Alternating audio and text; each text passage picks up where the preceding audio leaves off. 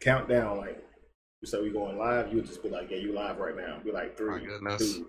When you say one, I know. We're already on live. Right Why now? you keep doing that? Yes. You gotta be kidding me, Josh. Like we're not live right now. Yeah, you said. I said, "Are you ready?" You said yes. Man, that's crazy. You always do this every week. Every week you do this. Maybe that's the beginning of my show, man. He never knows when he's live. That's the intro now. Yeah, Like, it's just gotta let me be know. Let me just do it. I said, Kevin, are you ready? For those Like, of you I'm who about to go see live me, right now. welcome in. And just give me a moment to get everything prepared. Let me know whenever it's on Facebook. What's up, everyone? I cannot see your comments yet, but we're gonna get to it. Hello, Sade. 1 second. What's up, Andre? Nola, what's going on? Veronica, how you doing? Mrs. Q, I see you. Welcome in. John, what's up, brother?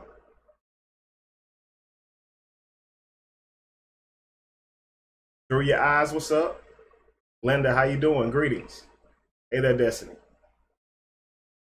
What's up? I see you guys. What's up, Sylvester? Welcome in. Welcome in. Guys, we're talking about, is there morale without God? I get asked all the time, you know, what are you going to give these people, right? You're taking people from the Bible, from the Word of God, right? And you're not replacing it with anything. What are you going to give these people? That's what people are always asking me.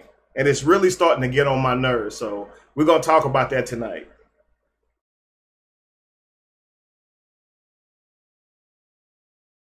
Hello, Vanessa. Right? Yeah, I see him. Yeah. I see him. Morning, morning. What's going on, everybody? Greetings from Detroit. I see you. Black Queen, hello. Young Elder, what's going on? No Name Rose, I see you. Welcome in. Let me know when you see it on when it's on Facebook. I got you. 1 second. So we got a couple of video clips for you guys today. We're gonna start you off with one really good one I found. It was the best one I could find, but it's an apologetic style Christian trying to explain, you know, why you cannot have morale or objective morale without the Bible or without God, right? So we're gonna talk about that. I get so many people who caught up in this. They hear these type of arguments and they don't really know what to say to them. So I'm gonna try to show you guys kind of how to speak to some of these things. So it's on Facebook now. All right. So I'm gonna show you guys how to speak to some of these things. If you can, share this, please. I always say, if you ain't scared, share it, please. If you don't want it, if you're uncomfortable sharing it, tag your friends, your family, please. Let's try to get as many people on here as possible.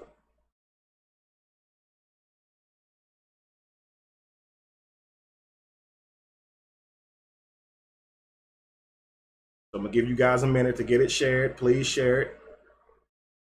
You guys support the show. You say you love me, you love Josh, what we doing, please share it. Please show your support for us.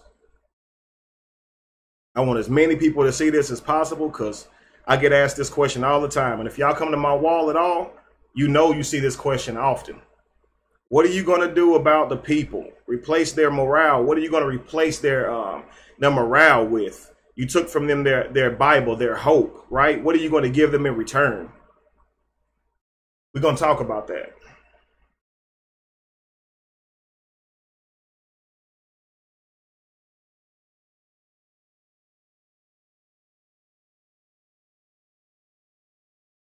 I'm putting the link in the to the YouTube and the Facebook. A lot of people want to join the YouTube, but they don't know the link. Absolutely. So we're going to get the link added to the YouTube, guys. If you're on Facebook, we're going to add the link to Facebook so you guys can come to YouTube so I can read your comments directly. So, Eric, yes, you heard me on Dr. Ray Hagan's. That was a pretty good show. That was like a couple of weeks ago, if I remember. I've been on there a couple of times, but I think you're talking about then. Thank you for your donation, JJ Redwood. What's up, my aunt?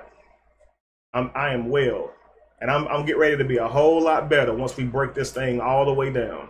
We're going to break this thing so far down. If a Christian witnesses this show tonight, they won't have to ask the question any longer, do you have morale without God? Or without this Bible, somehow people just going to start raping and pillaging and murdering and all this kind of stuff, right? They really live with this thought in mind that if people stop believing in the Bible, right, as the inerrant word of God, then somehow it's going to be purged, right? It's going to be purged. Everybody going to start burning people's houses down, raping people, right? Slavery coming back, right? We're going to do all this horrible stuff. It's going to be the end of the world. And we got to really dig into that because there's so many people who really believe that. But you know who believes that? Believers. Typically, believers don't investigate. So they walk around with these thoughts, right, in mind, and they never challenge those ideas. You know, it's really, truly simple, you know, to think that someone who doesn't believe in the Bible would be out here killing people is ludicrous because we do have a world that everybody doesn't believe in the Bible, right?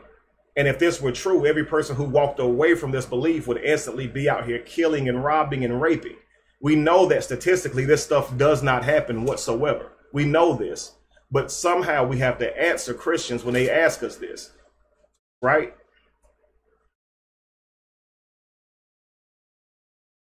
Yes, Ms. Q, I know Dr. Ray. I've actually spoke with him a couple of times. I actually got some things coming up with him soon as well. Actually became a great friend of mine.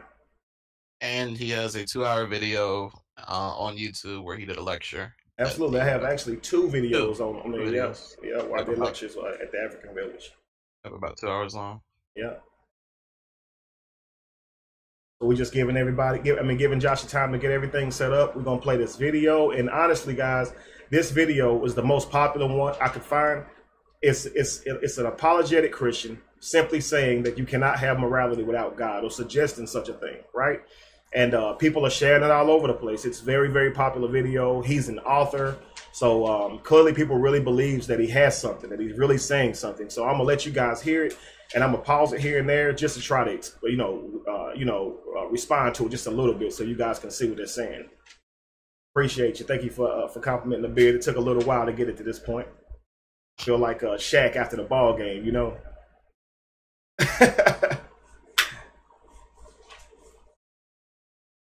Thank you very much for the donation, Dave. You just don't know, man. We really need it. Guys, speaking of donations, remember, guys, our whole goal is to make sure what we're doing is valuable to you guys. And the one way you guys can show us, we love the compliments. Believe me, I love all the messages I get the night after my show, the night of my show, and the week after my show. I love it. We ask you, though, to show your appreciation with $1 by giving $1. That's all we ask. Thank you very much, Dave. So by the end of the show, we're hoping that if you got something out of this, you did give at least $1. All right? Just to keep that in mind for you guys. People like that we go 4 hours, but I want you to understand, guys, if you're not donating things like that, we can't go 4 hours. I love you guys, but y'all cannot be burning me up like that. Thank you. I wish I had a clip ready for Patreon people for the video we did. Oh yeah, I know that's right. Yeah, we just did an amazing video, guys. I'm sure you're gonna love it. Josh, highly requested. Josh called it Battle of the Beards. I don't know if you've seen it, but there's this guy, this white guy from his car. I'm talking about just going off on me, calling me an undercover sodomite, just pretty much trying to come up with reasons why he feel like I left the belief. And none of it was finding information, but because so many people asked and because this video was getting so many views, I finally did that. So that will be on Patreon soon, exclusive to Patreon. So make sure you join in Patreon. Thank you so much, Nick. Thanks, Nick, real consistent, man. You always give him. Really appreciate that, brother. Thank you, Anthony. Anthony, that's cold-blooded, man. It's just a beard. Anthony said, I look like I'm becoming a Hebrew. Dang, that's cold. No, man, it's just a beard. Everything's set up for now. I can change a few things as we go throughout the show, but everything's set up for the most part. Okay, thank you, Black Queen. Someone said, how do you give? The links are in the description. Yeah, on YouTube. In the description. You have YouTube, you have Patreon, and of course, if you guys would love to contribute to Patreon, I would more than love that. So, and again, by the end of the show, if you appreciate it, I'm hoping you would have given $1. I love the compliments, but $1 is real cool. It ain't gonna hurt you. You know it ain't. You go buy this poisonous food for $1, but enough about that, right? So, y'all ready to get into this? Is there morale without God or not? Without the Bible, will we be out here killing each other, raping each other, eating our children, right? Would it be purged without the Bible? Let's find out. Let me know whenever you're ready, Josh. We can go to it. So what can we do? I can just tell you when to pause or whatever, or you want me to hit a key to pause it? You can just hit play. No, hang on. Sade said, let's do this. I'm ready, Sade.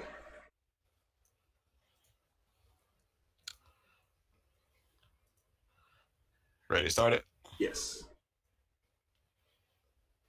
Do you believe that good and evil exist? Let us know if you hear it. The answer to this question separates Judeo-Christian values from secular values. Let me offer the clearest possible example. Murder. Is murder wrong?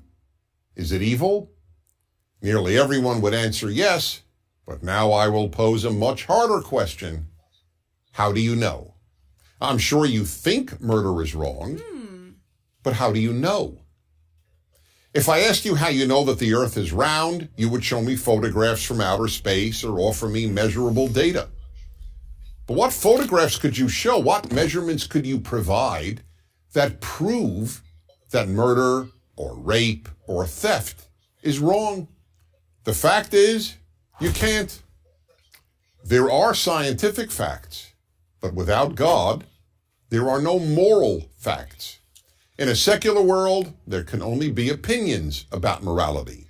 They may be personal opinions or society's opinions, but only opinions. Every atheist philosopher I have read or debated on this subject has acknowledged that if there is no God, there is no objective morality. Judeo-Christian values are predicated on the existence of a God of morality. In other words, only if there is a God who says murder is wrong, is murder wrong. Otherwise, all morality is opinion. The entire Western world, what we call Western civilization, is based on this understanding. Let's pause it right there. Now, let me make two things. All right, is the video still up or what? Yeah, to mute myself. Okay, no problem. All right, guys, so you hear what the guy's saying. You hear his argument. He's saying that without a God, there is no objective morale, right? Without a God, morale is just opinion. Might I suggest that even with a God, morale is just opinion, right? Without a God saying murder is wrong, it shows the giant hand pointing at murder is wrong, right? How do we know that murder is wrong? Well, still, how do we know that murder is wrong? Because the same God, right, the same biblical information that says do not kill says to kill. And it tells the very people who it tells not to kill to be the people that kill. So the morale is still very objective because you're basing it on what? Power? So now, why is it that if you have a God, you have morale, but if you don't have morale? So God gets to say that that God is, or we say that God is the objective morale because he has power, right? I wrote something here. It says this: the man with the gun may impose his will, but that alone says enough about his morale. The man with the gun may be able to impose his will, but that act alone says enough about that man's morale. Do you understand what that means? If I'm going to hold you hostage, you may have to do what I say, but me holding you hostage says enough about the person that I am. Obviously, my morale isn't where it needs to be. Just because I have the power doesn't mean I'm right, right? What do you think about that, Josh, before we continue? I'm sorry, I'm helping people, don't Oh, my bad, my bad. I should have known I shouldn't have brought you in so soon. I'm multitasking. No problem at all. So I'm going to keep on going. Let's hit play on the video. All right, let me switch it back over.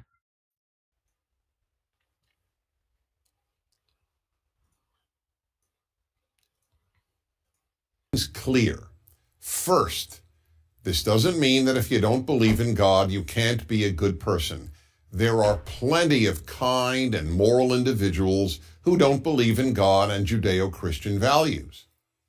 But the existence of these good people has nothing to do with the question of whether good and evil really exist if there is no God. Pause it, hold on a second. All right, guys, so I don't know if y'all can see me yet, but you heard the guy just say, well, let me just be clear. if you do not believe in God, that does not mean that you are immoral, right?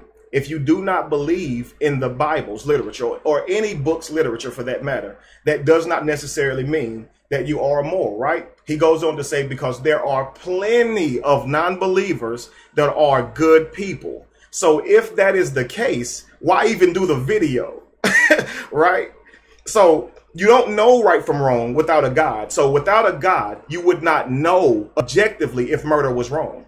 But obviously, the people that don't believe in God or the Bible don't go out here killing each other. And not believing in God doesn't mean that you will kill each other.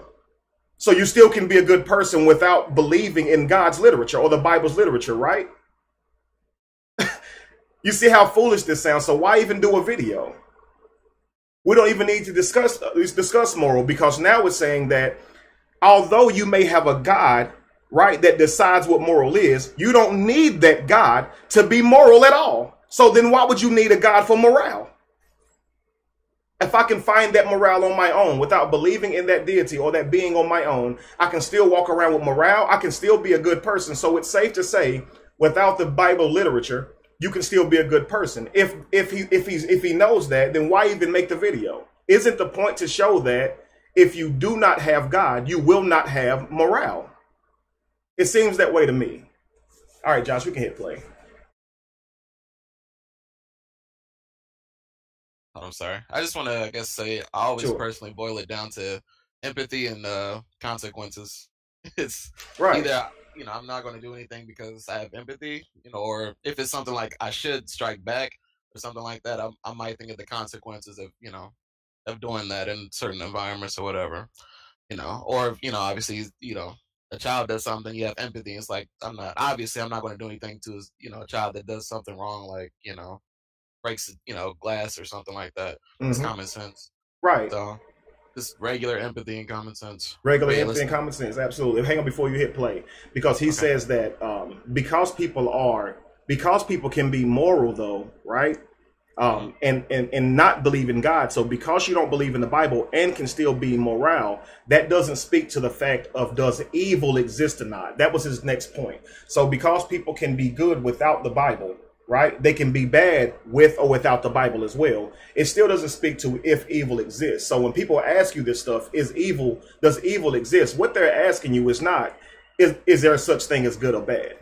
What they're asking you is there a force that influences a person to be evil? Say what?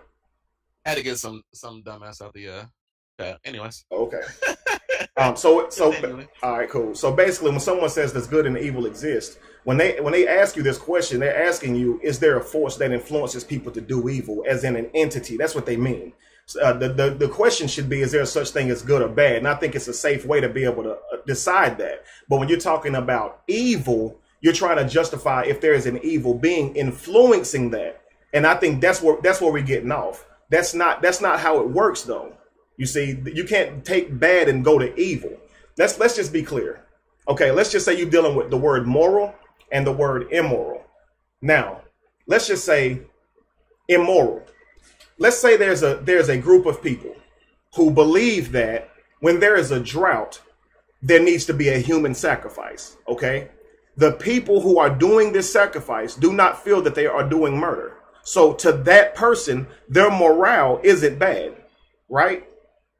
They don't have bad morale, but the way that's going is immoral, right? Because people are being murdered. And because we know what we know now and how nature works, we know that killing someone is not going to make it rain. We know that the lack of killing someone isn't going to make it drought, right? We know there's not someone in the sky begging for us to kill someone, as cultures have thought in the past, right? So that's immoral. Now, let's talk about moral.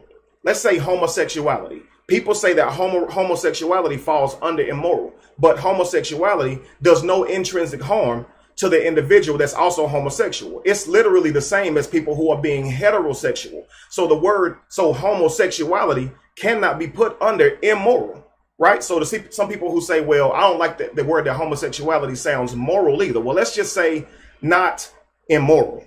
It's not immoral, right? You're not out here hurting people. It causes no harm to the person that's also willing, right? Now, let's talk about a God who makes the rules. Thank you very much, LaShawn. And says, I'm going to punish someone for being homosexual with death. Now, I'm going to punish someone who is not causing any intrinsic harm on any person in society. And I'm going to punish them by having other people in that society cause intrinsic harm to that individual. And this is the individual that we're saying we can't live without his moral. You see, it's like saying you shouldn't smile on a Tuesday. Your smile isn't hurting anyone, but because someone else thinks you shouldn't smile, now it's morally wrong to smile. These don't fall into things like morals. See, and that's what Christians do. They think murder is immoral, but they also think cussing is immoral, a word that Jesus would have never spoke in English, right? And all of a sudden you smacking your children in the mouth for saying a curse word, right? God don't like curse words. And you're talking about that's immoral to say a word. You see what I'm saying? And so you're dealing with something that's, you're not talking about moral and immoral. So you're talking about evil and good. So what falls under evil? Homosexuality, because there is a good entity that says homosexuality is bad. So now we must feel like homosexuality is immoral. You see the problem that creates. Because now you're harming people who ain't hurting nobody. Thank you very much, Deanna. Or Dion. Now let's hit play again. Because I can go all day on this stuff, y'all. And there's a large list of homosexual animals that exist as well. Absolutely. Are they homosexuals? They always, the common argument is like, oh, you're doing that for attention, or you want to be, you want to get, you want sympathy, or you want, you just want to be rebellious. Right. Like, this is actually natural. Who wants to go through life like that? Like, absolutely. Persecuted just because of sexual preference. Absolutely. Or even masturbation. You can't even touch yourself. Absolutely. So it's like you're not causing any intrinsic harm to anyone, but you can be punished in that type of way. But, and that's the morale you leaning on? You think without that, I don't even want to get ahead of the video. Let's just go ahead. Because I could just destroy this in 2 minutes. You could decimate this really quick. All right, let's go back to the video. Second, there have been plenty of people who believed in God who were not good people. Indeed, more than a few have been evil and have even committed evil in God's name. Yes, they have. The existence of God doesn't ensure people will do good. I wish it did. The existence of God only ensures that good and evil objectively exist and are not merely opinions. Without God, we therefore end up with what is known as moral relativism, meaning that morality is not absolute, but only relative to the individual or to the society. Without God, the words good and evil are just another way of saying I like and I don't like. If there is no God, the statement murder is evil is the same as the statement I don't like murder. Now, many will argue that you don't need moral absolutes. People won't murder because they don't want to be murdered.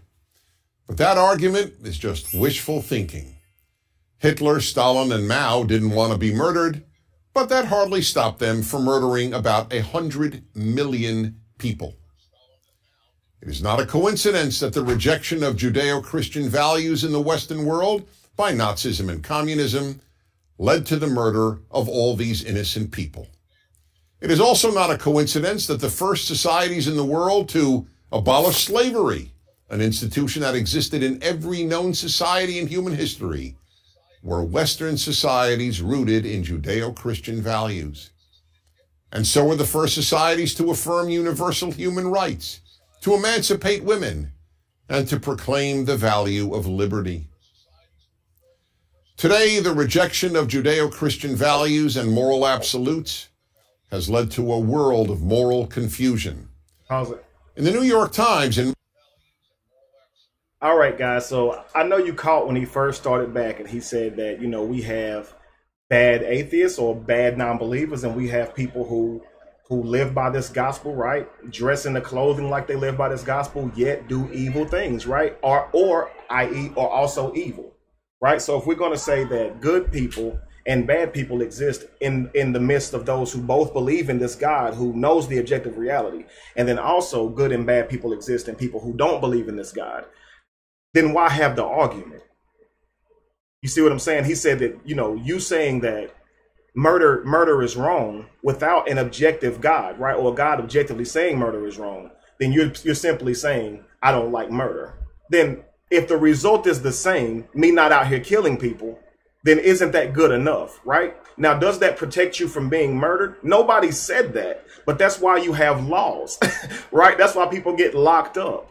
You see, this goes back to why I say consequences. So also. Right, consequences. You know, and even even without that, we talk about having more without God. If anybody out there has ever dated anyone, didn't treat them the way they should be treated, whether you used them, didn't give them attention, whatever the case may be, most of us learned by seeing the reaction of the other person that you cause harm to.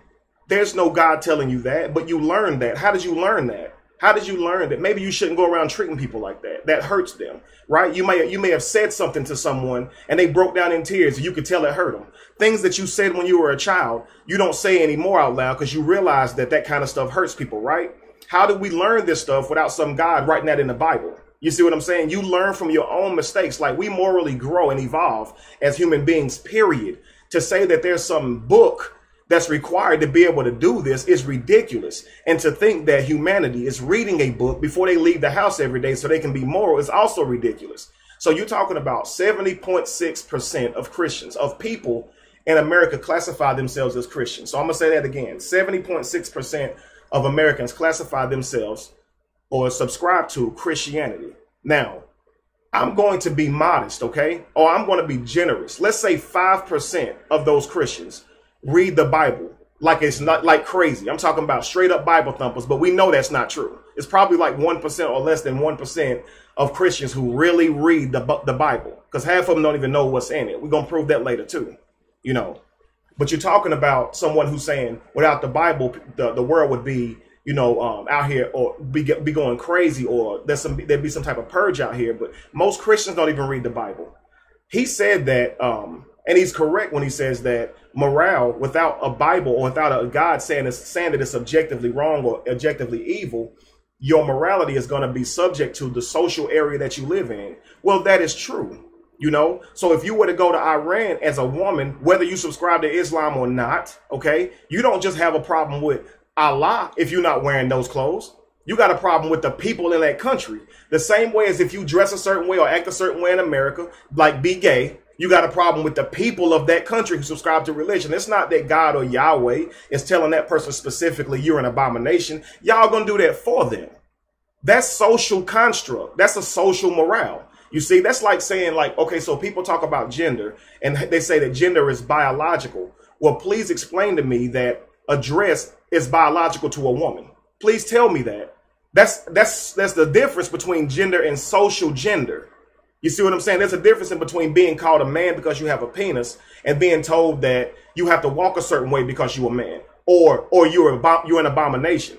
This type of stuff is what religion creates, and it creates hate because you're going off of now having to make your morale that of the God you serve. And because the God you serve, his morale is not that of a homosexual, right? He hates that. Now you have to hate that. Like, come on, what's up with that? How is that true morale? We have to just hate what he tells us to hate. That's not morale either.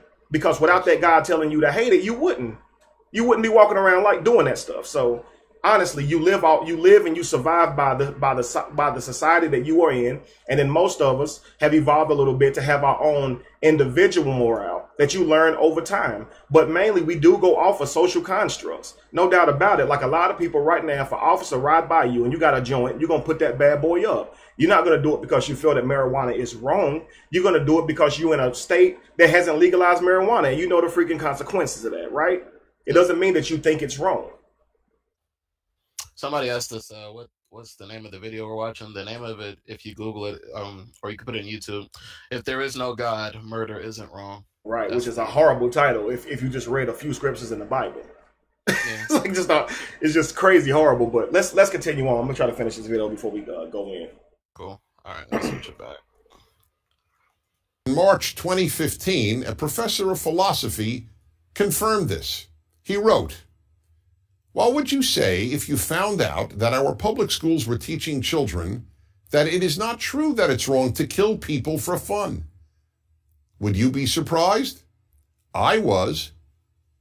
The professor then added, "The overwhelming majority of college freshmen view moral claims as mere opinions."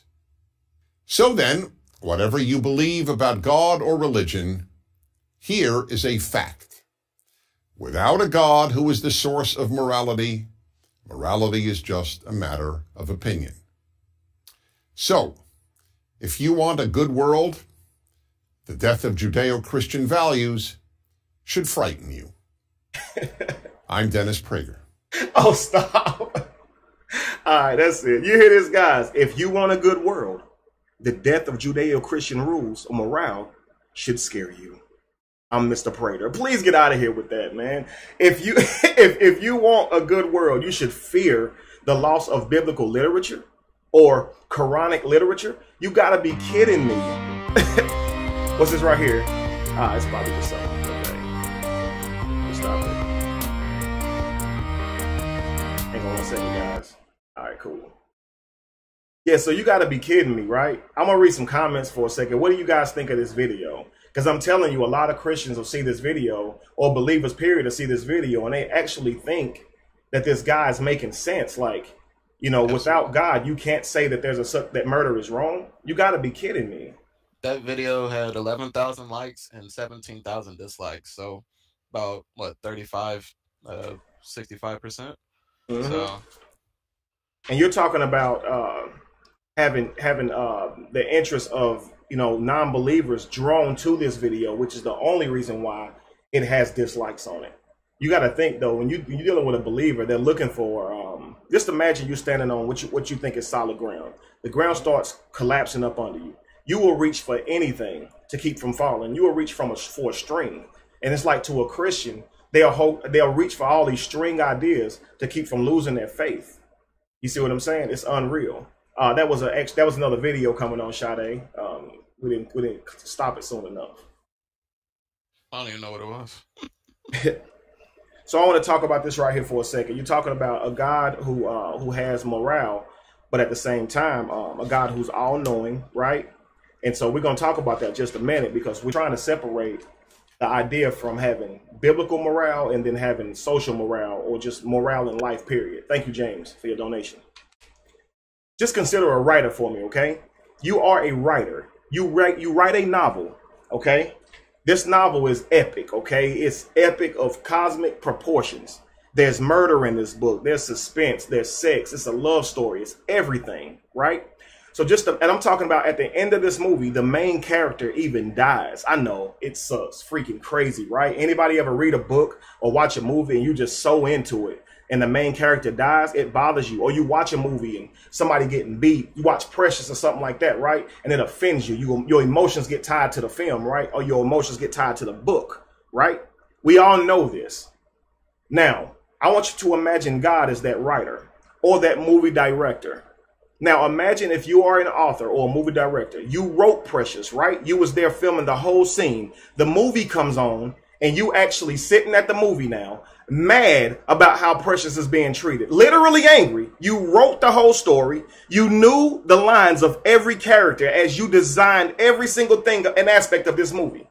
Mm-hmm. Right? And now you really upset when Precious' mother treats her that way, right? Or you really cry at the end of the book or the movie whenever the main character or actor dies. You really get scared when you hear the suspense movie in the background as if somebody's going to be killed, and you know the outcome. You really are responding as if you don't. Now, you're talking about a Bible in which God knows the whole future, but yet gets angry. We're talking about a Bible where God knows the beginning from the end, who says, before I formed you, I knew you, but will yet exercise anger and disappointment at you, knowing full well what you would do.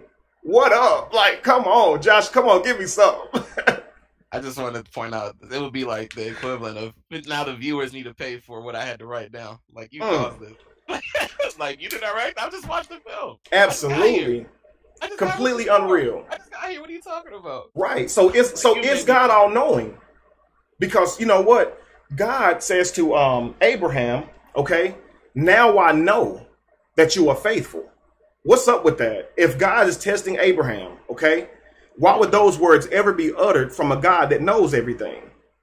I had to test you. I didn't know what you were going to do. Right. Genesis 22 and 12, for anybody wondering. Genesis 22 and 12. Somebody put it in the comments, please, if you want to read that. An angel of the Lord comes to Abraham after he did not kill his son Isaac and says, now I know that thou art a God-fearing man. Now I know. How do you know now? Wait a second, time out. Wait a second, what are we doing here? Are we just saying God is all-knowing because somebody told us he was? Or are we really reading that God is all-knowing? Sure, there's scriptures that says that God knows everything, the end from the beginning, but how do we know that this biblical God isn't a liar? Morality, right? It's objective when a God gives it to you. It doesn't mean it's right or wrong. So how do you know that God is not a trickster? How do you know that God is not a liar? How do you know that God is not a murder-hungry villain? How do you know that? How do you know he's not? And because this God is more powerful to you than you, or so you think, right? You accept this God's morale. How do you know that he's not evil? And see, with this type of, say what? I would also like the people to really just, as we go through this conversation about the literature, why would a God like just be toying with little people like ants? All day, like watching one ant, like following that one ant around, like going through the house and looking for crumbs. Like, no, literally caring about its relationships, Josh. I'm talking about literally telling it who it should marry, right? Right. I'm talking about really caring about if it's gay or not. Like really genuinely saying, I'm going to kill those ants. I'm going to burn them all. Like, come on, man. It'd be impossible.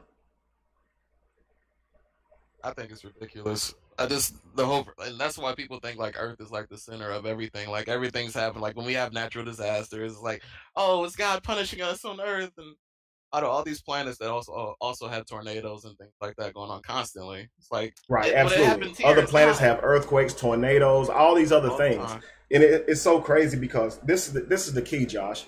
When you take someone who is young, right? They're a child.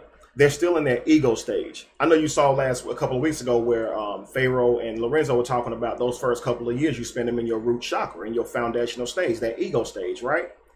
Building of security, if you will. If you don't want to call it chakra, we spend the first few years of our life building our security, right? Our confidence in this world. And that is important. We tell parents to this day, those first few years are vital. So it's during those vital years when that child is developing its ego, saying it's mine, mine, mine, that you tell this child the whole world was put here for it or for him or her, right? You tell this child that everything's focused on him. God loves you and God has created your whole life around you. But you got to understand, when you have a God with this type of idea who says, I love you, right? Anything that you do, you have to ask for repentance. But anybody that hurts you is now an enemy of mine. Wait a second, time out. So you'll forgive anybody that hurts me, but you'll forgive me when I hurt other people. But he's also telling everyone else that as well. How fair can that be? How are you forgiving everybody? So you have to think like that. That man that did you dirty, right? Spreaded bad rumors about you. That woman that won't let you see your freaking child. She's supposed to be a Christian, right? And you thinking in your mind, God gonna pay her back for that. How you know she didn't repent and this is gonna be all cool? You know? So it's like everything is cool. I can treat people how I want to treat them. And as long as I apologize to God, I'm straight. See, if I hurt Josh, I ain't got to apologize to Josh. I just tell God I'm sorry. And if Josh don't like it, he just got to deal with it. If he don't forgive me, he has to go to hell. You see, because if you die with unforgiveness in your heart, I won't even forgive you. This is the type of morale of this God that people saying we should be all believing in. I'm going to read a couple scriptures for you. If you guys don't mind, type in Psalms 139, verse 4. Psalms 139, verse 4.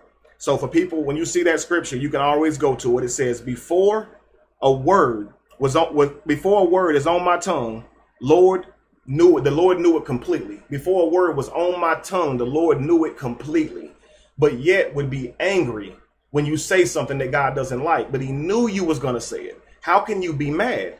Thank you very much, Rebel. I'm going to have somebody type another one. It's going to be Psalms 139 and 16. 139 verse 16.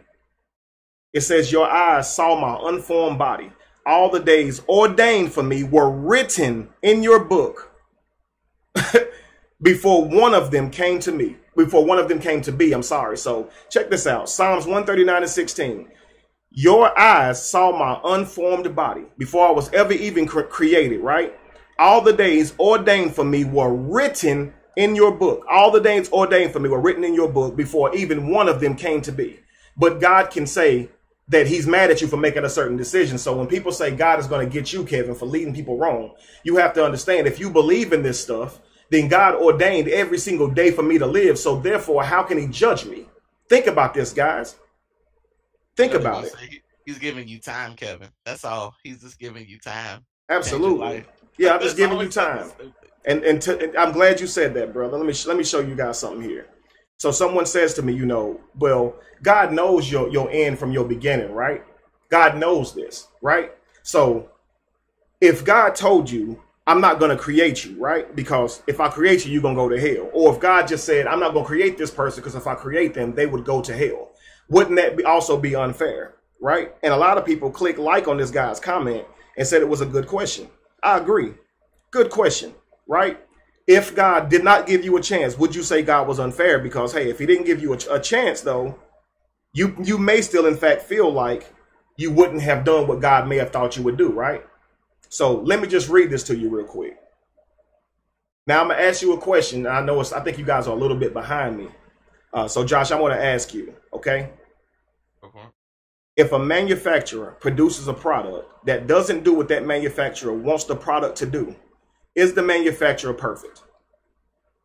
The manufacturer is not perfect. The manufacturer is not perfect. So I'm going to ask that question again for those that didn't catch it. If a manufacturer produces a product that does not do what that manufacturer wanted it to do, is that manufacturer perfect, Josh? No, sir. No. Okay. My next question is this. Should the manufacturer, should the malfunctions of the product be the manufacturer's responsibility or the product's responsibility? Manufacturer. Okay. The faulty product. Very, very good answer. You see how fast Josh is responding? Josh do not know these questions, I promise you. But I'm going to ask it again. For anybody out there who's saying, what is that? Thank you very much, Kelly Phillips, for the donation. Came through on PayPal. If you guys won't see that one. Let's see here. So the question again, it says, should the malfunctions of the product be the manufacturer's responsibility or the product's responsibility? Right? And Josh said the manufacturer's responsibility. So let me give you a scenario. You go to a custom car dealer, right? He creates custom cars from scratch now. You go to this guy. He builds you a car. You go get the car from him. You drive this car and it won't go over 20 miles an hour, right? You take the car back to this manufacturer and tell him, sir, this car will not go over over 20 miles an hour. The manufacturer then says, okay, excuse me. He walks outside, douses the car with gasoline, and then sets this car on fire. What would you think, Josh? I think he's insane. He's insane? I mean, you told the driver that the car wouldn't work correctly, and he walks outside and sets it on fire. What's wrong with that? That's not how you fix a car, sir. You should know that for the manufacturer. Not how you fix a car. Well, I mean, again, the manufacturer is his rule, so he may say, hey, I like to start all the way over from scratch. But I think if you saw this happen, anybody would be saying, wait a second, you're just going to set the car on fire because it malfunctioned, right? I'm sorry. Is this Anthony Thomas? Is the one that cried? Say what? Like, I'm sorry. Somebody said, Zoe, what's up? Zoe on here? Oh, Zoe Williams? Yes, if Zoe on here, man, Zoe, you need to get a link, man, because I know you would go in on this, brother. Go deeper.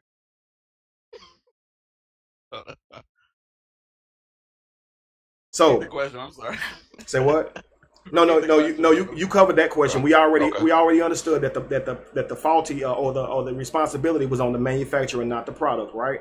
Correct. So let's just say once the manufacturer does this, you ask this manufacturer, why did he burn this car, right? Why did you set the whole car on fire, right? The manufacturer would then tell you this. Okay.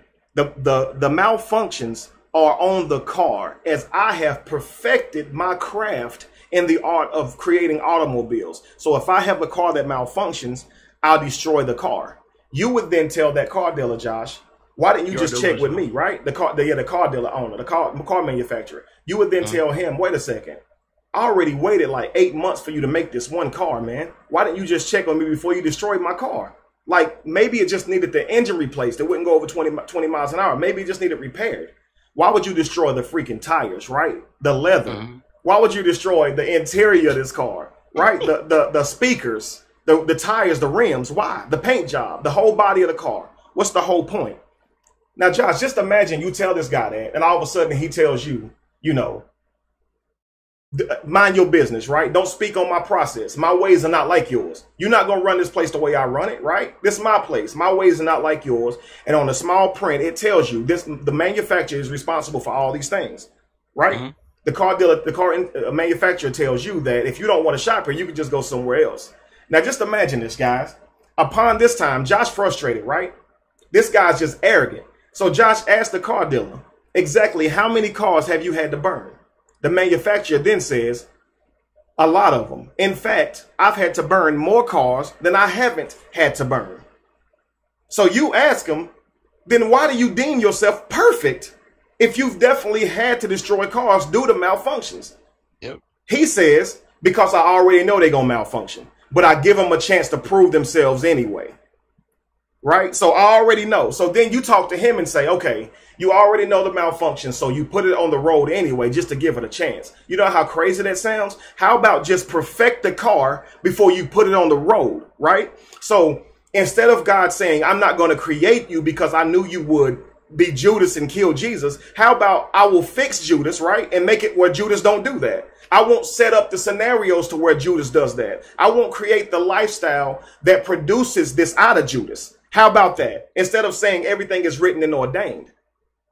You see, so you talk about not creating someone at all just because they would be faulty. How fair is that? How about fix the faultiness, right? Fix what's going to be the catalyst for people's demise. So this car dealer now is putting cars on the road knowing they will mess up. Josh now was saying, so wait a second, if you know the car's going to mess up, do you know the nature in which the car will mess up? He says, I'm perfect. Of course I know. By this time, Josh pissed now, ready to choke this dude. So you know how the car's going to mess up? Josh asks him, has anybody ever died using your products, right? The car dealer responds, unfortunately, yes, they have, but it's not my fault. It's not my fault. How is it not your fault? You knew how the car would mess up, yet you put it on the road, right? And then when the car comes back to you, you just burn it. That's ridiculous. What does that say for that car manufacturer? To blame the car for its own faults. If a God is perfect and only creates perfect because it's perfect, how can a perfect being created by a perfect God then sin? How? Where would it manifest the need to sin if it's perfect? So when you trace it all the way back, the problem lies on the manufacturer, no matter how you look at it. God created human beings. He created Satan, who sinned. So if you are perfect, you can't be imperfect in any way. Otherwise, if your God exists and you're a Christian, your God is not perfect. If a Christian could at least accept that, I could at least say, okay, they're not totally deluded. Right. But how can you deem your God perfect, though, when the literature clearly shows he's not perfect? He's not perfect. Right. And if we change it to what it actually is people, he's burning people, knowing that they're going to be imperfect. And right. It's not a car. It's human beings who had no control over how they were made. Okay, so we know that the Bible tells you that if your child is born out of wedlock or is a bastard, they cannot enter the congregation of the Lord up until their 10th generation. So God would punish a child who has no control over how they were conceived at all.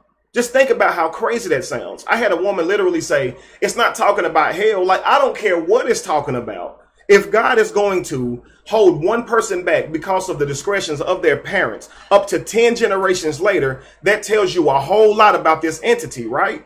Why are you trusting this person's morale? If it was done to you, you wouldn't like it. And that's what's crazy. It's so good whenever it ain't happening to you.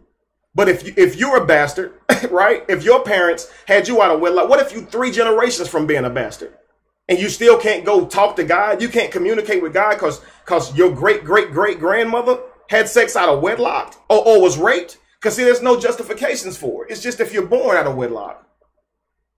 You can't trust literature like this, guys. We have to grow up and understand that this literature, this book is not what's keeping us from harming each other today. It's not. Somebody said, Kevin going in. It's like, I have to because people so many times ask me this question.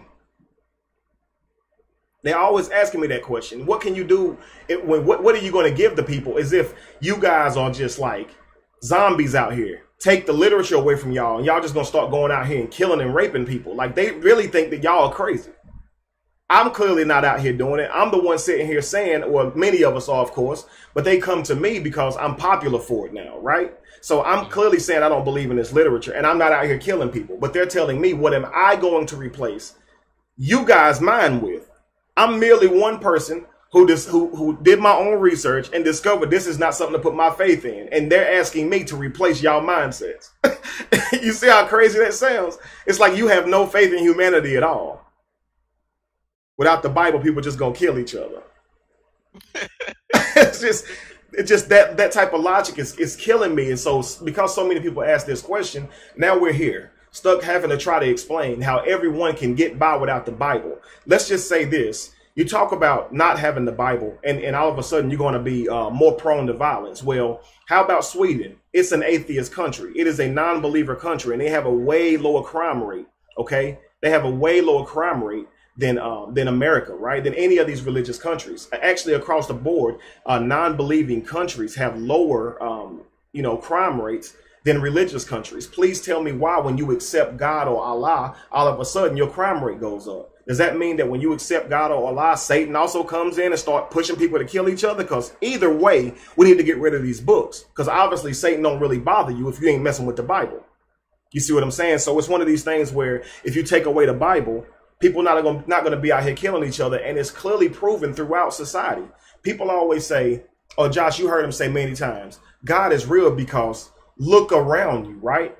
God is real because all you got to do is look around you. Okay, you should know, right? So you should know the world is not going to turn into some cannibalistic, whoremongering, murdering society simply because look around you, right? There's so many people who don't believe in the Bible, yet they're not out here killing each other, right? Mm-hmm. So it's like, just look around you. I could see if like somebody left the church because they don't believe in Jesus no more, and all of a sudden they locked up for murder, then shot up a school, then shot up a freaking, movie or something. These are Christians doing this stuff. So, and it's crazy because when you have a Muslim do a crime, they say he's Muslim, right? We know that Allah didn't tell this man to do it, but we say he's Muslim, right? Now, his beliefs may lead him to commit a certain crime just as much as the Christians do, but we always say they're Muslim. But when they shot up this crowd the other day, right? When they shoot up all these places, right? These movie theaters, these schools, nobody says what religion they are. Why? We know it's 70.6% of Americans subscribe to Christianity. We know there's a 70.6% chance that they're freaking American, right? Yep. So we don't say it though, and so nobody thinks that Christianity is bad because when a murder happens and it's a Muslim, it's a Muslim. But when it's Christians, you don't say it. And so we get to walk around and continue to stay blind to the actual reality around us when we don't even understand that crime is about the same regardless of what you believe in if you're in the same country. It's demographics, it's all the same. So your morale is social. And Christians, like I said, know their morale is social. They just believe their morale is biblical. It's not. Because you know that because the same Bible that says don't kill gives you reason to kill. They're not walking around killing. So if you ask a Christian, is murder wrong? They won't even consider the scriptures where God condones murder. They would just be programmed to say, of course, murder is wrong because objectively God said it is, while also God said it isn't. So how can you deem that it's you're cherry picking? This atheist woman, man, she's really popular, but she said that she was cherry picking just so she could stay with the belief, so she could continue believing in the faith, And she said that she had to accept one day that you can't do that. You can't just pick the stuff that sounds good and say, well, God wouldn't hate people simply for being gay, or God wouldn't hate a woman or tell a woman she couldn't speak, or tell a man that he was better than a woman. God wouldn't do that. So I'm just going to choose not to believe that. But you can believe all the other scriptures. No, it doesn't work like that. And she said that was the hardest part for her, trying to decide like whether or not she was just going to let this whole thing go. And she realized she can't take it all and also believe that God is all loving. So why continue to believe in the crap? But for most Christians, man, it's not that easy. Being able to see God is like a wall. You can't even see it. It's like, even though you see the literature, you can't see that this being is actually evil. You can't see it. God tells people to kill each other and burn animals to him, all this kind of stuff. And you can't see that God is inherently evil. He is. His nature is evil. It's crazy, man. I don't understand how Christians can't see that. Let me go through some of my notes here. Number one killer in the Bible. Absolutely. Or in the whole world, period. So can't even compare, man. Let's see here.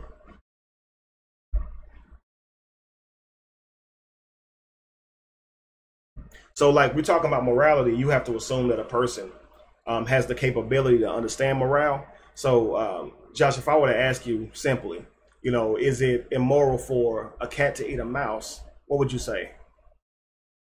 That's nature. No, that's nature. That's not immoral for a cat to eat a mouse. So when you're dealing with causing murder or something, that may not be intrinsically immoral, right? So if you're talking about, is murder wrong if you eat a burger, right? If you go out and kill a deer? Because we would say, well, murder is not wrong because it's not another human being, right? So, okay, so your morale, it doesn't extend, your morale only extends within humanity. You can do whatever you want to do to animals, but if you mistreat certain animals, we still get mad. So now it's certain animals that you can kill. See how your morality becomes subjective? Right? You go out here and kill a deer. I'm sure everybody was thinking, so is Kevin going to try to really suggest it's murder to kill a deer? Well, no, but I'm also going to suggest that it's not murder to kill a dog then. If you're going to live by that morale. So then by your morale, it's okay to kill a deer, but not a dog. Why? Based on what? Because they're cute. See where we getting with this? Right. Because somebody may say a deer is way more beautiful animal than a dog. Because all these things are subjective. So you can't move like that.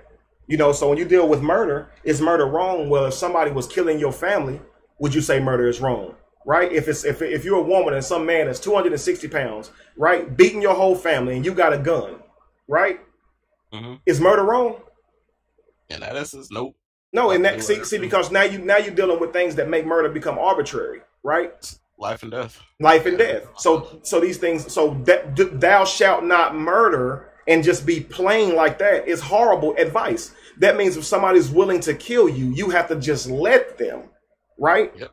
And not fight back, or you have to fight back and don't kill them. But if they're gonna keep trying to kill you, right, you're gonna have to. You can pray while they're choking the life out of you. Right. So So you're talking about unfair rules. You know, you're not giving a stipulation around them. So you say, well, the Bible should be the inerrant word of God it is the inerrant word of God because it says don't kill. Please read the rest of the Bible. Like just read a couple scriptures ahead after that, and you would change your mind on that. Because you will find that it's then telling them to kill. In fact, let me just do this. Josh, I don't know if you see it, but in my unlisted, there's a video I just loaded up. It's called 10 Commandments clip.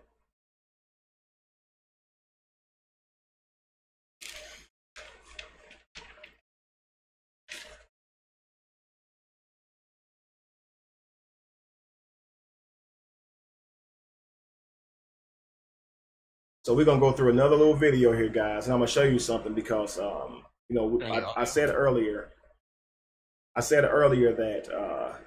that Christians, you know, the majority of Christians do not read this literature, right, on a daily basis to be able to understand this literature or to even see what God really wants for them.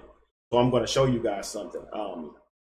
Let's see here. Josh, could you pull up a picture of one of those 10 Commandments I sent you earlier in your messenger before we do this? I didn't download them. Oh, that's fine. Just pull up any picture of 10 Commandments on images. It's fine. It's something like something that's actually in stone, right? That's not an image online that people actually use as 10 Commandments. So something that's clear so people can see it. So we're gonna go through what people think of the 10 Commandments, and we're gonna talk about what they are for a second.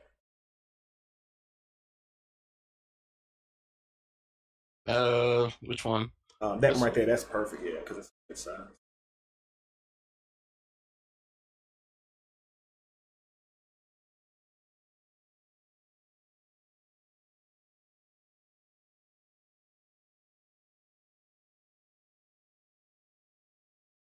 Bear with us just for a sec, guys. Yeah, guys, we're gonna bring it to you.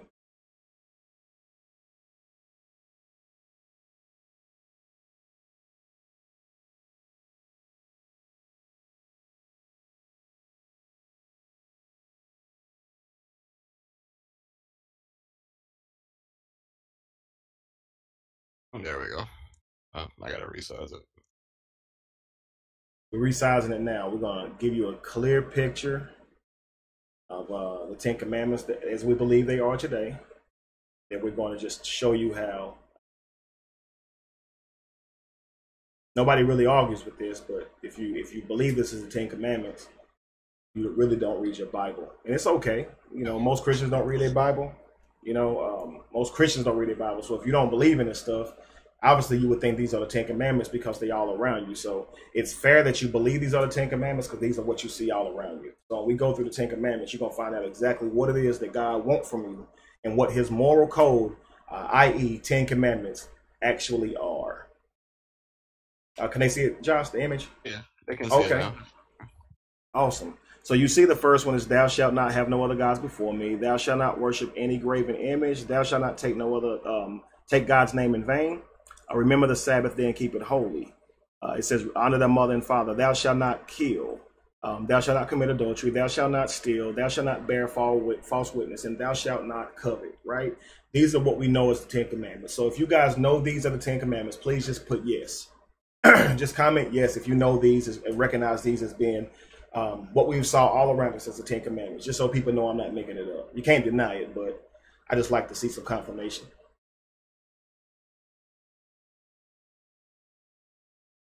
All I'm asking you guys to do is just comment a simple yes and let me know if okay, I see the yeses coming in. We are good. All right, Josh, you can pull up the other video. All right.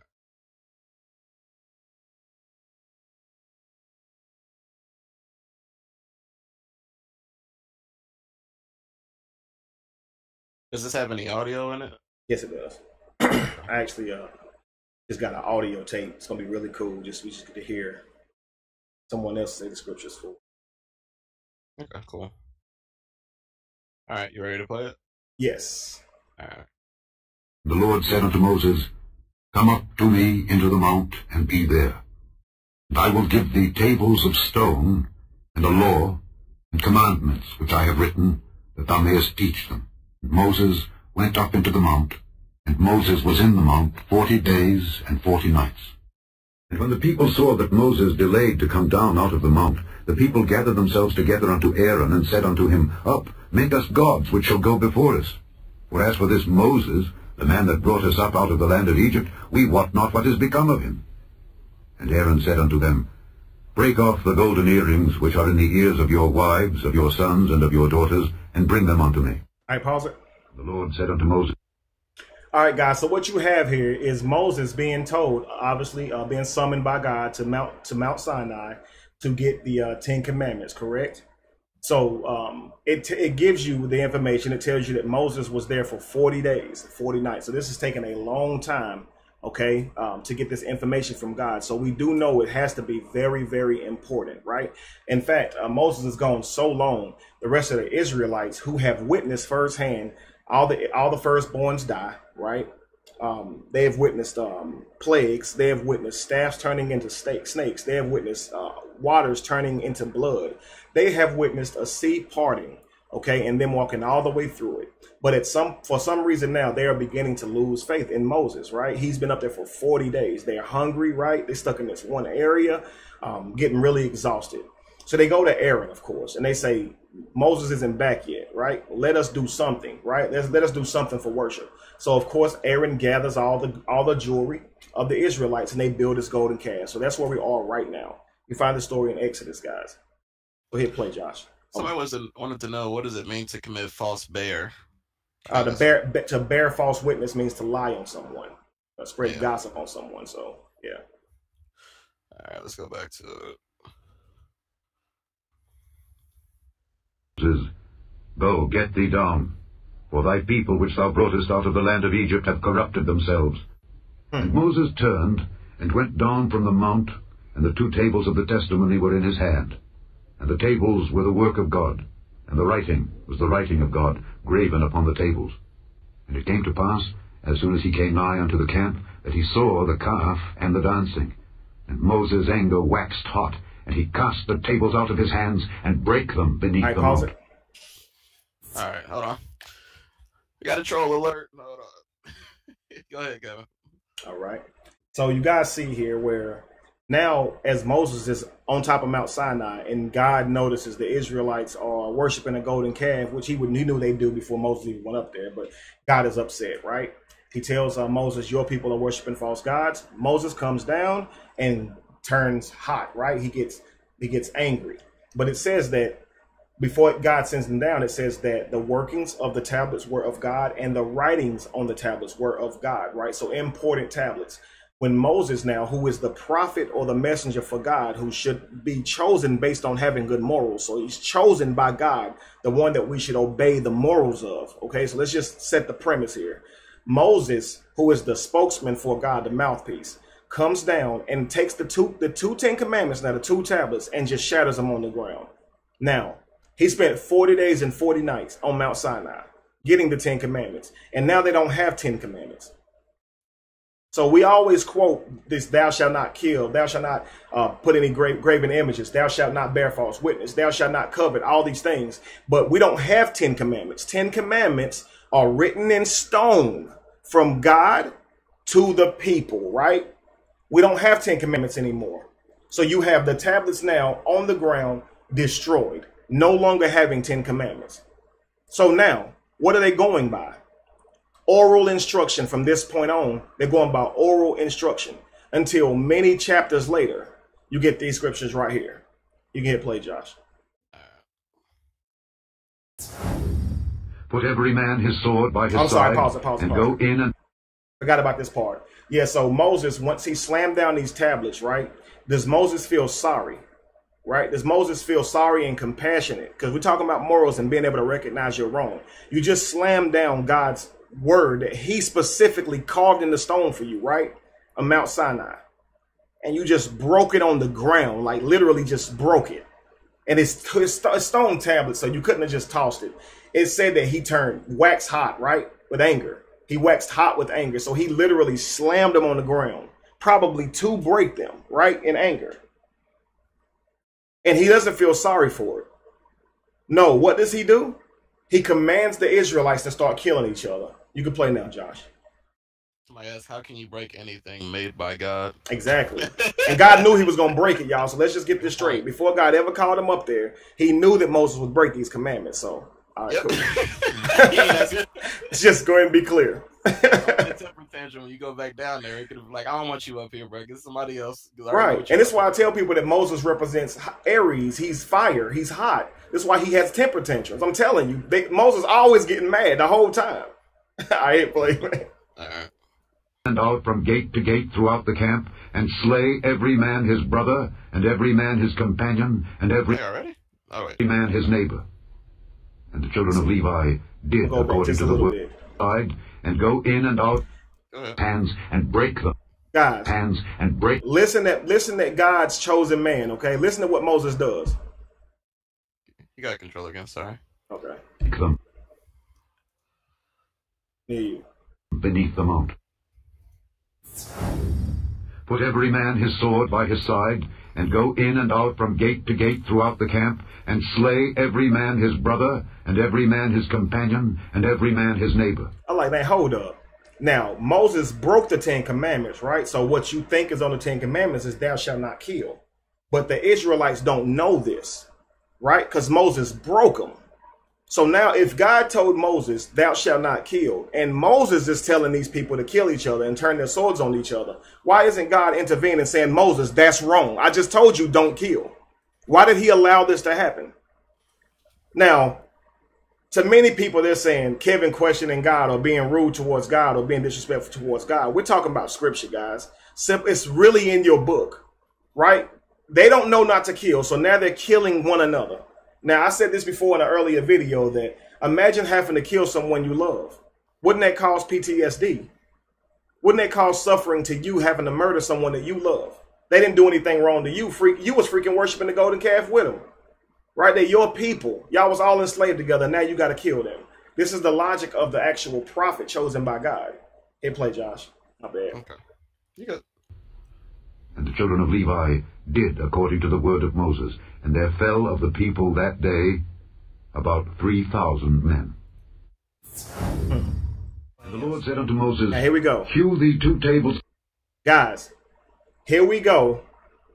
Scriptures later. You have God going to go ahead and give Moses the 10 commandments again. Okay? He's going to give Moses the 10 commandments again. Now, specifically, listen to the scripture and what it's saying, guys. So if anybody want to argue all these are 10 commandments, is Kevin making this up? Just listen to this. Hew thee 2 tables of stone like unto the first, and I will write upon thee.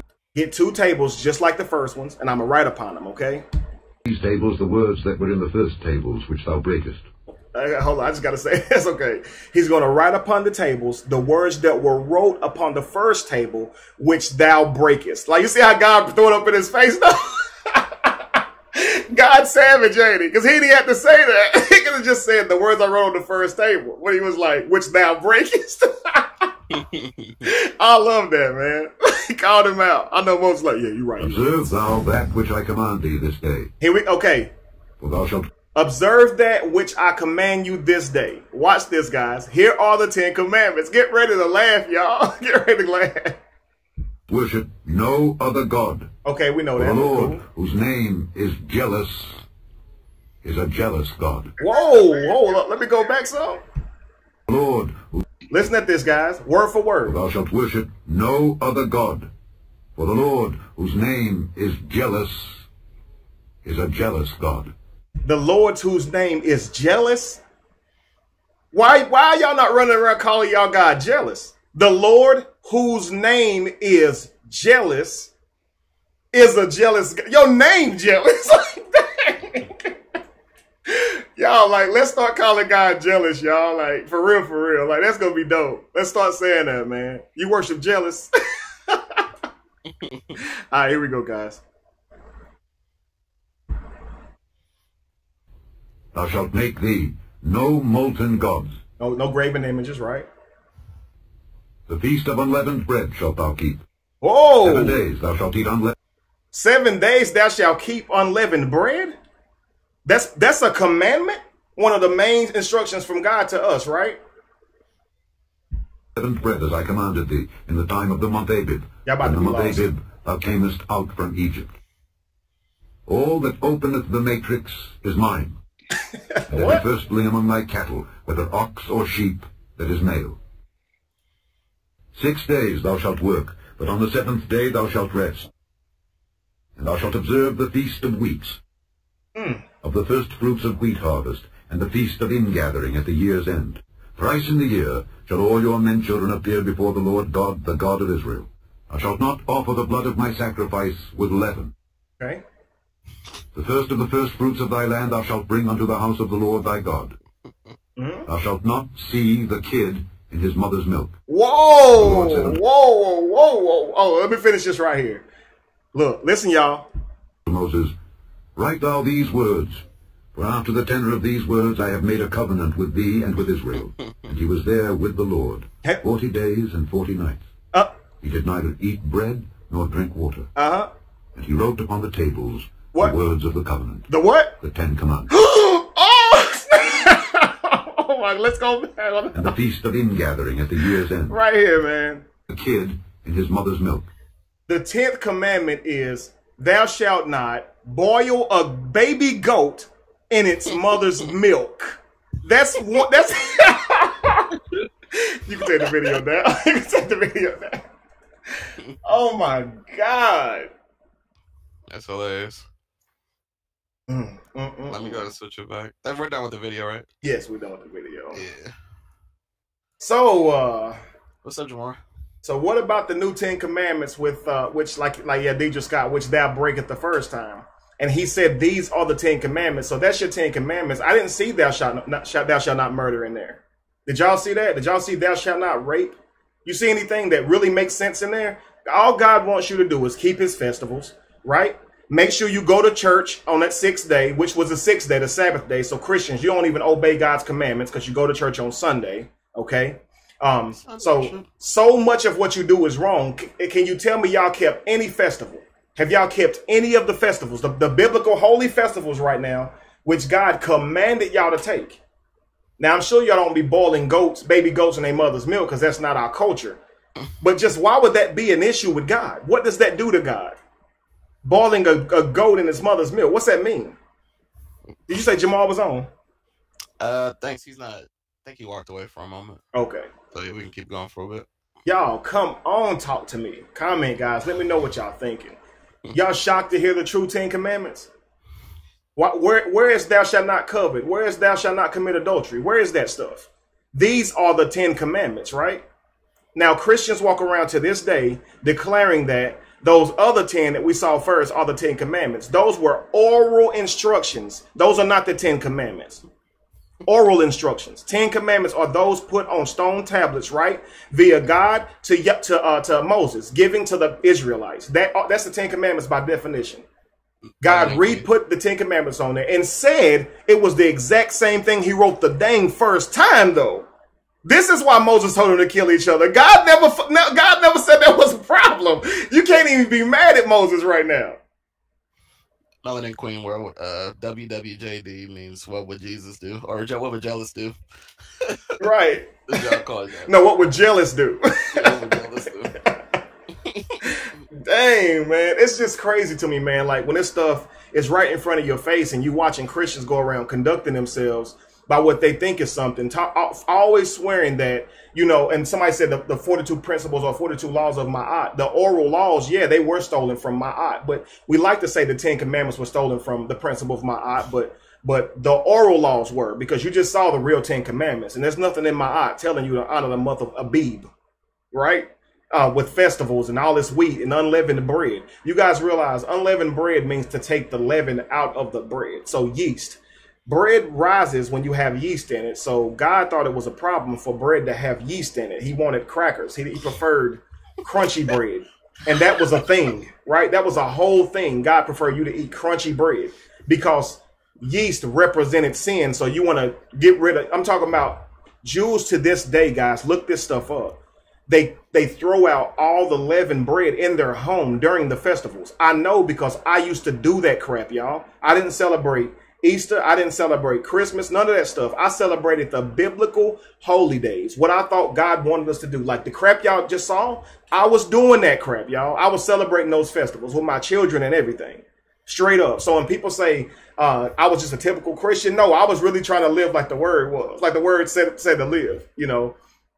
And it's just wild that, you know, when you see it now, Christians say you weren't doing something right. Apparently, I was doing it better than you because you ain't even doing it how the Bible said to do it. According to this literature, God can't stand you, right? You celebrate Christmas, right? You put out Easter eggs during Easter time. Call your holiday Easter, which is Astarte, the Eastern sun god, right? On Christmas, you don't put out you put out mangers, but you also put out Santa Claus on sleighs and crap. Like the Bible's literature shows Jesus born in September, but you don't say happy birthday then. You wait until December 25th to say it, but then say your God ain't a pagan sun god. See what I mean? And this is the type of thinking of these believers, man, to think we can't live without this book. You live without this book every dang day. Every day you live without this book. You don't even know what the Sabbath is. You don't even know what a holy festival is. Talking about people can't live without this book. According to God, you ain't living without this book now. I mean, according to God, you're not worthy right now. You're not living right now, according to God's 10 Commandments. So that's God's morals right there. Not don't murder. So now when you see people saying go in and kill the Amalekites, you're not dealing with somebody who's murdering, but also God said don't murder. You're dealing with oral law given by Moses, don't murder. God obviously don't give a darn about murder, rape, genocide, slavery, none of that crap. God cared more about you keeping a festival than freaking slavery. And y'all worship this dude. This is what I'm saying. Y'all worship this fictional being who the characteristics of him are not that of a loving being or an all-knowing being anything. You see what I'm saying? That's what's crazy to me. It's how we can still believe that it's all good and holy. You got to understand, guys, you under a spell if you still believe this stuff is good. Absolutely. You got to understand that. It's right in front of you guys. What happened to Jamar? I guess he's not here. Somebody said they wanted to see it one more time, the actual 10 Commandments. I'll put it on the screen. You guys can take a screenshot. Like, I don't know if people are writing notes. But yeah, number 3 is the one. Crunchy bread is number 3. Yeah, crunchy bread. And that's the crunchy bread. Then you're going to get all the way down to where it says, let's see here. Thrice a year, you shall appear before Yahweh. And a 6 right here, thou shalt observe the festival of weeks. That's another one. So anytime you see these festivals, you have to do these festivals, right? And you have to do them with unleavened bread. So it says, keep the feast of unleavened bread. Every feast is going to include unleavened bread. So every feast, you would go get all of the yeast out of your home. Now, not only that, you would go around and apologize to all the people that you might have hurt. You would go around and forgive all the people that may have offended you, because in your mind, Jewish people believe that God is going to come back, or Jesus is going to come back during a feast. Now, obviously, this is not all Jews, because most Jews don't believe in Jesus. But the Jews that subscribe to the belief in Jesus, they believe that Jesus will come back during one of these festivals. So they go around and they forgive every person that ever hurt them, or they ask for forgiveness for people who's hurt them, right? And they get all the leaven out of their house in preparation. And this getting the leaven out of the house, they say is a reminder for them to clean up their sins. But that's not why God said get the leaven out of your house. God just said do it just to do it. That's all poetic type stuff that people use. But again, you don't see Christians doing this today. And I'm talking about, I don't even know if the Hebrew Israelites do this. And they're supposed to be a tribe, they're supposed to be Israel, the actual tribe that was given these 10 commandments. I like how you said the rising bread represents sin. Like, I just imagine like a preacher having a whole sermon about that. Oh yeah, and don't listen, man. They do that. They use yeast and say yeast puffs up, right? Pride. What yeast is pride, right? So if you get all this yeast in your bread, it's not going to give you any more nutrition, right? So you got this big piece of bread, but it ain't going to do nothing else for you, Y'all don't hear me? Can I get an amen? Did it say Jesus like the bread, or did he break the bread? You know how they get fat. But God, see, God says you don't need all that extra, right? You don't need what the kids say today, being extra, right? You don't need this extra. You just need the leaven. No leaven, just the flat bread. And God says that's going to be sufficient for your needs. No need for pride. Let it crunch in your mouth. Right, and they use this stuff to preach and get you excited. But let's really talk about the issue. Unleavened bread is a commandment of God. Don't try to make it sound good. Please tell me why leavened bread is priority over thou shalt not rape, murder, genocide, eat your own family members, right? Why? Why is that not priority? God's number one priority is that you don't worship another God. Now, I don't care who you are. You can call me crazy or mean if you want to, but the desire to be worshiped is a flaw. If you want to be worshiped, you have a freaking problem. I'm sorry. Now, right and wrong is subjective, yes. But in Kevin's opinion, if you desire for people to worship you, you have a problem. And the God that you guys are supposedly serving only created y'all so you could worship him. So that should tell you right there. So a God who brags about being the most powerful being only because he wasn't willing to create nobody more powerful than him is absolutely ridiculous. You understand what I'm saying? It's absolutely silly. So let's just test God. We talked about, can God lift a rock? Can God create a rock that's so heavy he can't lift it? Let's just ask something that's knowledgeable, that's actually fair. Could God commit suicide? Could Yahweh or could Jealous kill himself? God can't die, right? But if God is incapable of killing himself, doesn't that create a problem? Well, to many Christians, that's unfair, right? You can't ask God to kill himself because that right there, it deliberately goes outside of the character and nature of God, right? You can't ask God to do something that's outside of his nature. But hang on. If that's true, then everybody in the whole world is all powerful, Josh. Did you know that? If you can't ask God to do something because it disagrees with his moral nature or his actual character buildup, that means everybody is all powerful. I can't jump up and fly right now because it's outside of my nature. Right. So to say that God can't kill himself because it's outside of his nature is just silly, right? Mm-hmm. So think about this. Say what? It's impossible through God. Say what? They always say nothing is impossible with, Nothing is impossible. Ain't that what they say? Yep. But again, could God kill himself? Would he? Can he? Is it possible? Because for everybody who says that God can't kill himself, like I said, because it disagrees with his nature, then by default, then I'm immortal then. Or I can swim underwater because, I can swim underwater, but the fact that I can't swim underwater doesn't make me not all powerful. You see what I'm saying? Because swimming underwater would defy my laws of nature. So you can't ask me to do that to prove I'm all powerful. So by that scenario, we all are powerful. And if I'm not mistaken, God says in the Bible, right during the Tower of Babel, that if man are together, there is nothing they can't accomplish. So God said, let us go down and confuse their tongues so they don't understand each other. So if God says that if man is joined together, there is nothing they can't accomplish, that means that what does nothing exclude? Everything. If he says there's nothing you can't do, then by default, that means you can do anything, right?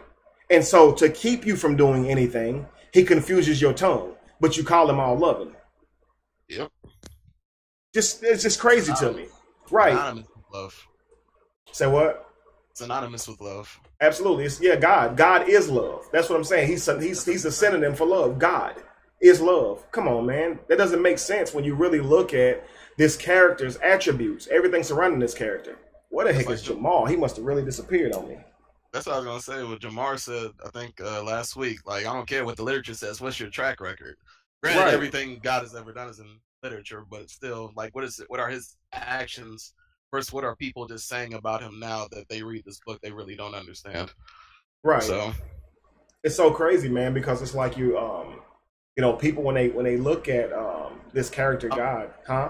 I'm gonna message Jamar. Go ahead. Okay, cool. And they're trying to say that God is all perfect, like I said. Peace. Oh, Josh, you on? What's up, brother? I mean, not Josh, but Jamal, you on? What's up, brother? Peace, Kings. Welcome in, man. Have you been seeing the show? Yeah, I just heard the last couple of minutes.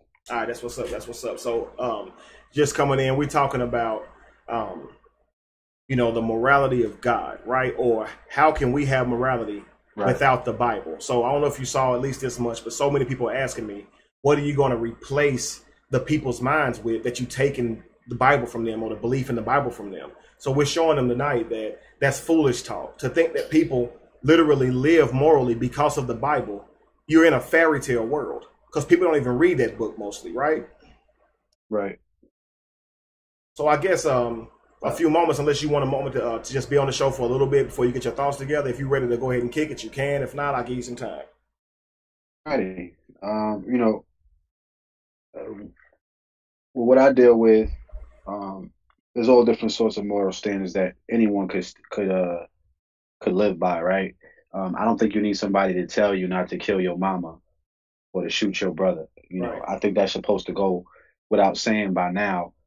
You know, even if you had no religion, I think you know right or wrong when it comes to that. Mm-hmm. And I don't think that it's an impossibility to have moral standard if you're not dealing with what they call a God. I know plenty of people that are atheists that I trust more than I would trust those who deal with any type of religions or, you know, moral standard at the end of the day, what they call their moral standard.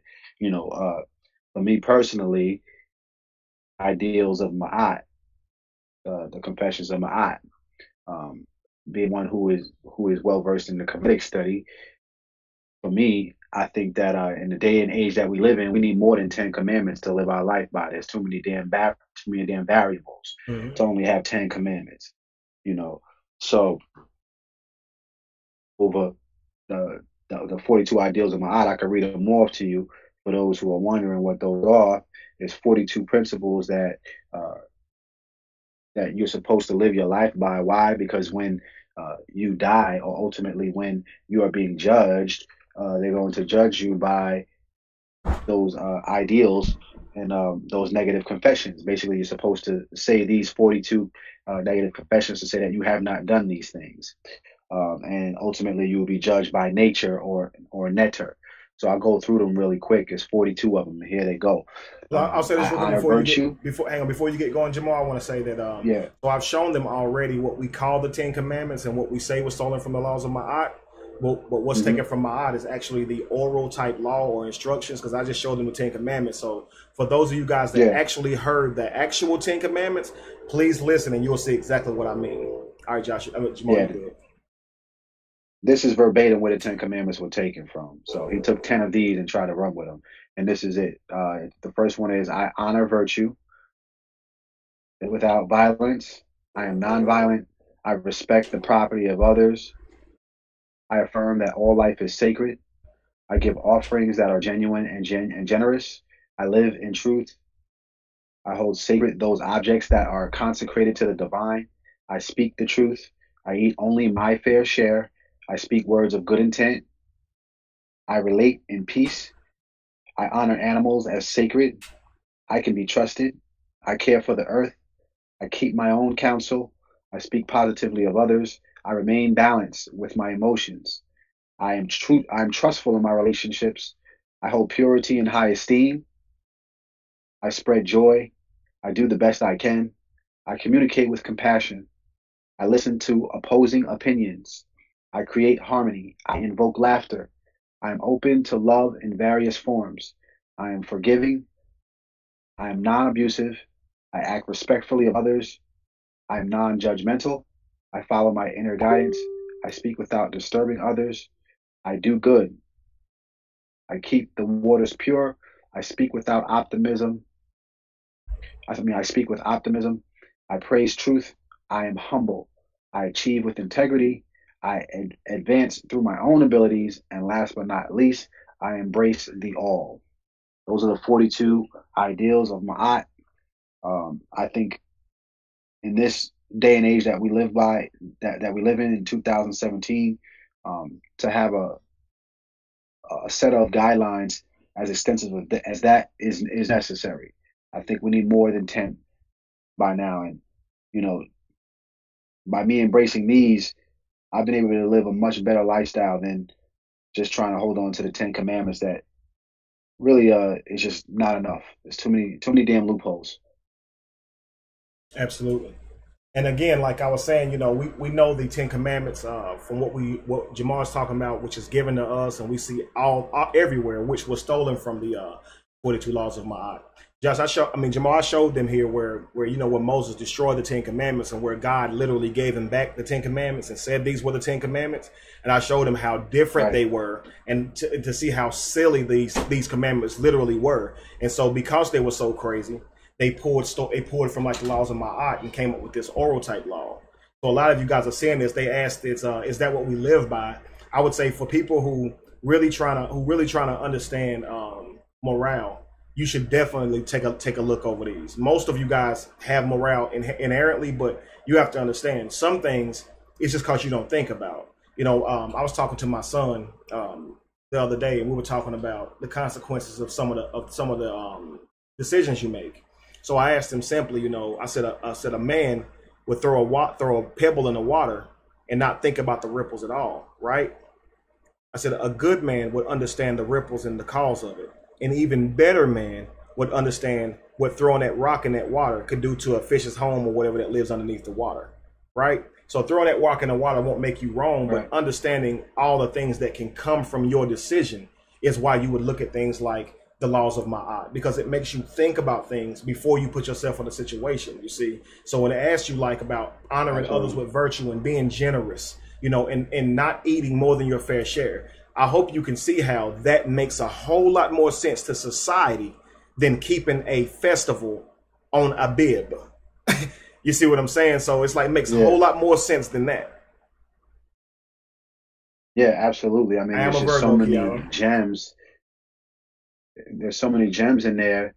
You know, how could you not get lost in the morality of Kemet when you deal with that? You know, you could tell that this was the source of that information, you know, just by just using common sense. You know when we're dealing with all these different variables, that if there was a God, he wouldn't just give you 10 laws considering everything that's going on. He definitely would have gave you a lot more to consider while you're here on this planet, you know. So we need to get back to the origin of what they call religion, figure out who these people were that wrote these things, the real people, and get back to your African ancestors, because when you look at the civilizations that they built, you had to have a pretty serious set of standards in order to be able to build an empire like that and for it to last for thousands of years the way that it did, with all these different kings, all these different queens, all these different time periods. For them to last that long, they had to have a pretty good set of standards and guidelines to keep everybody in one accord. Absolutely agree. So what you're dealing with is you're talking about actual rules that were given to create a better society, right? For people to live in and be in peace. And then you have the biblical 10 commandments that are doing none of these things. These biblical 10 commandments are clearly geared to please the being who gave them to you, not make it easier for everybody to live. So keeping a festival during the month of Abib, and that being one of the 10 commandments, not boiling a goat in its mother's milk being one of the 10 commandments. I just want you to think hard about this. A God who you consider all-knowing, perfect, benevolent, would say a 10 commandment to give to human beings would be one of them, to not boil a kid goat in its mother's milk. What about another mother's milk? Another goat's milk? What about in water? Like, what's the point of that, right? So you're talking about Ten Commandments versus the laws of Ma'at, where the laws of Ma'at, like I said, are clearly set up to create a better society. But what do the Ten Commandments do? And you ask, how can we get by without literature? You don't even know what your literature says. You see, you just hear that God said, don't kill and don't steal, and you think that that's part of the Ten Commandments, but it's not. That was oral law stolen from Ma'at. You know, so the Ten Commandments are, in a nutshell, literally, let's pull them back up. I want Jamal to be able to see them as well, because Jamal showed him how what we see everywhere isn't actually the Ten Commandments. I showed him actually what was, and we're going to look at the Ten Commandments for a second, and let's just see what would help society, what part of it, okay? So let's figure this out.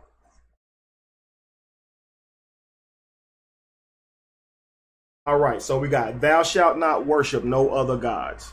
That would hurt society, okay? As someone Definitely who lives in one demographic, right? Jamal, someone who lives in this demographic and someone who lives in another, if they were to move to where you lived and they do worship another god strictly because of demographic, you're not going to take the time to consider whether or not that child or that person needs the hope of their belief. You're going to simply say, the God that we serve said that you can't worship any other god. So if you're going to be here, you can't do it, right?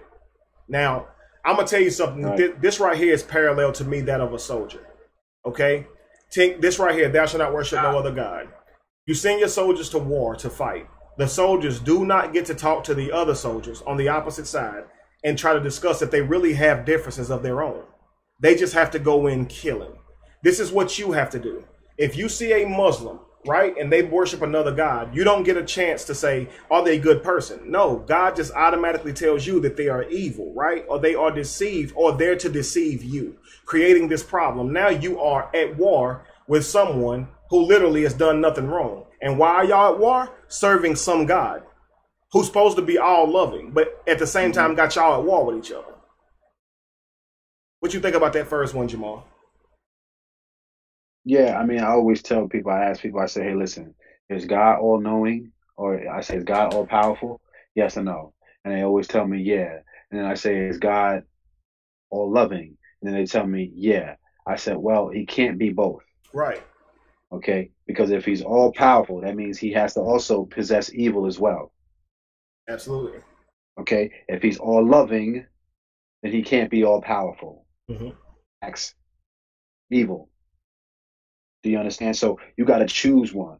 Absolutely. You can't be all powerful and all loving at the same time. People don't think about these things. Right. You know, then that's when they hit you with the cliche. Well, you know, God works mysterious ways. Get the hell up out of here, man. Yeah, get out of here with that. When you out of here. You know, like for real. You don't know how God works.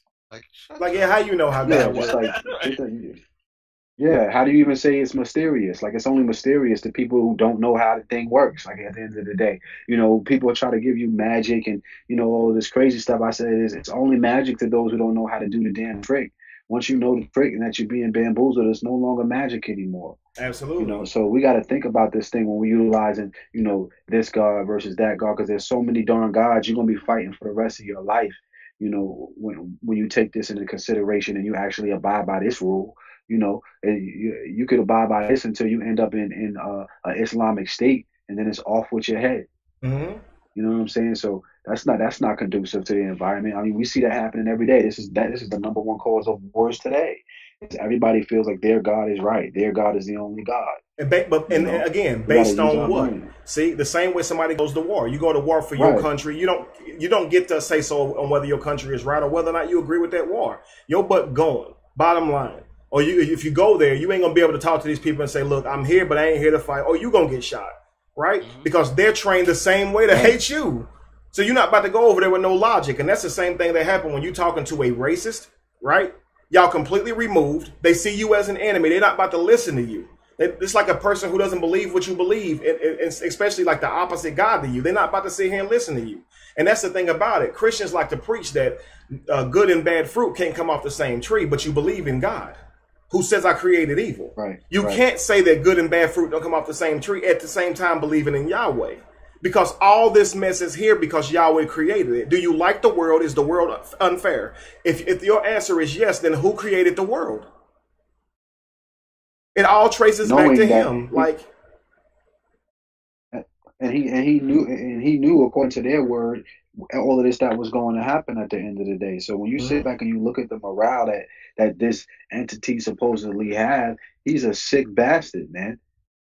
He's a real sick bastard if that's what he did, to create some human beings and then say, yeah, you got to worship me. If not, I'm going to throw you in the eternal lake of fire. And you know what? I'm going to send my son. If you rock with my son to come talk to me, then, you know, you're going to be saved. If not, I'm going to put you in the lake of fire. Like, why? I know what you're going to do before you do it. You know what I'm saying? Like, why would you?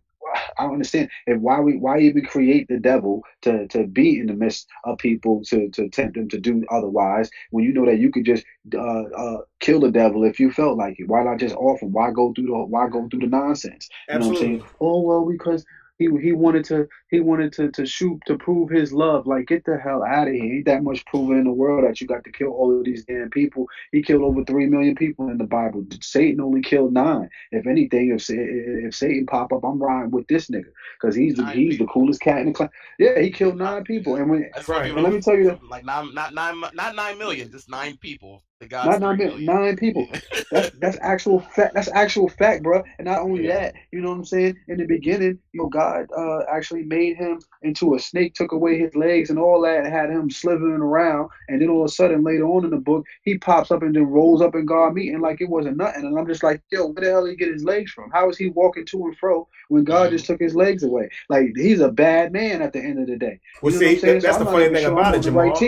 Yeah, that's the funny thing about it. He took the serpent's legs, even though that all the serpents in the world didn't have a problem with this, right? So I always find that funny, man. Like the serpent are cursed now to slither on their belly, right? When obviously the serpent wouldn't have known the fruit was forbidden anyway, unless the devil possessed the serpent or God told the serpent that the fruit was forbidden. So now this serpent walks up in the garden, who wouldn't even have known it was forbidden fruit, and convinces Eve to eat it. God punishes the snake now. Now obviously the snake is possessed. Right. But I ain't just going to punish you, Mr. Snake. Every snake in the freaking world got to slither on their belly and eat dust now.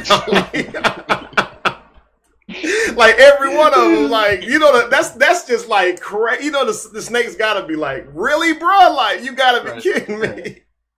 He blamed Adam. And it's like, yo. Wow. And you created the snake knowing what he was going to do, knowing the outcome of the situation. I just don't understand. Right. You know, so there's definitely something that's missing from the story here. We have to use our brains and say this couldn't have been a story that was meant literal. It had to have some sort of allegory or some sort of code. That's what I try to say all the time. Goodness. You know. If you think it's literal, you going way off. It's not understandable, man, because you got to think. The Bible says that Eve and Adam were deceived. How can you punish someone who was deceived? They didn't intentionally disobey you. They were deceived. Eve was told that she would be like God. Now, if just imagine the scenario now, God would have to look pretty amazing, right? He'd have to be pretty amazing. Right. So to be told that you would be like God, why wouldn't you want to be like God, right? So she was tricked and she still got punished. Adam still got punished. The serpent who was possessed still got punished. It's obviously a myth. It's obviously, you know, I'm gonna read these right here, Jamal, real quick. So we read the first one. Thou shalt not worship another God. So we know that's not good for society. Here's the second one. Thou shalt not make any molten gods, any graven images. Tell me that's not going to help with society at all, right? Keep the third one. Keep the feast of unleavened bread. I don't see how that's going to help society at all. Okay. 4, the firstborn male or ox or sheep belongs to Yahweh. I don't see how that has anything to do with helping society, right? Work 6 days and rest on the 7th. I don't see how that helps society. Number 6, thou shalt observe the festival of weeks. Still no murder now, right? Thou shalt observe the festival of weeks. Right. That don't help society. Thrice a year, all men shall appear before Yahweh. That don't help nobody. Number 8, do not use leaven when sacrificing to Yahweh. Do not use leaven when sacrificing to Yahweh. Don't use yeast. Okay. Number 10. Okay. Number 9. The first fruits you bear belong to Yahweh. So if you heard a festival of first fruits, is you giving the first fruits that came off your trees or whatever, first child born or whatever from the ox, first fruits. And then number 10, of course, is do not boil a goat in its mother's milk. So you just heard the 10 commandments. And literally, Jamal, after these commandments were given, I'm going to read to you verbatim what the actual scripture says after God gave these scriptures or these commandments to Moses. God says to him this. The Lord said to Moses, write down these words, for after the tenure of these words, I have made my covenant with thee and with Israel. It says, and he was there with the Lord for 40 days and 40 nights. He did neither eat bread nor drink water, and he wrote upon the tables the words of the covenant, the 10 commandments. And I think someone asked what scripture that was. That's Ezekiel. I'm sorry, not Ezekiel, but Exodus 34. Forgive me. Exodus 34, and that's 27 through 28, what I just read. So the Bible literally calls it the 10 commandments. So you can't argue with that being the 10 commandments. What you think of that, Josh? I mean, Jamal, I don't know why I'm saying Josh. Forgive me. I mean, I just think that this entire material is outdated, one. And it's clearly written by somebody in the earthly realm, by a human being, by a man, because these concerns are not God-like concerns. These are not concerns. I just want to be worshipped.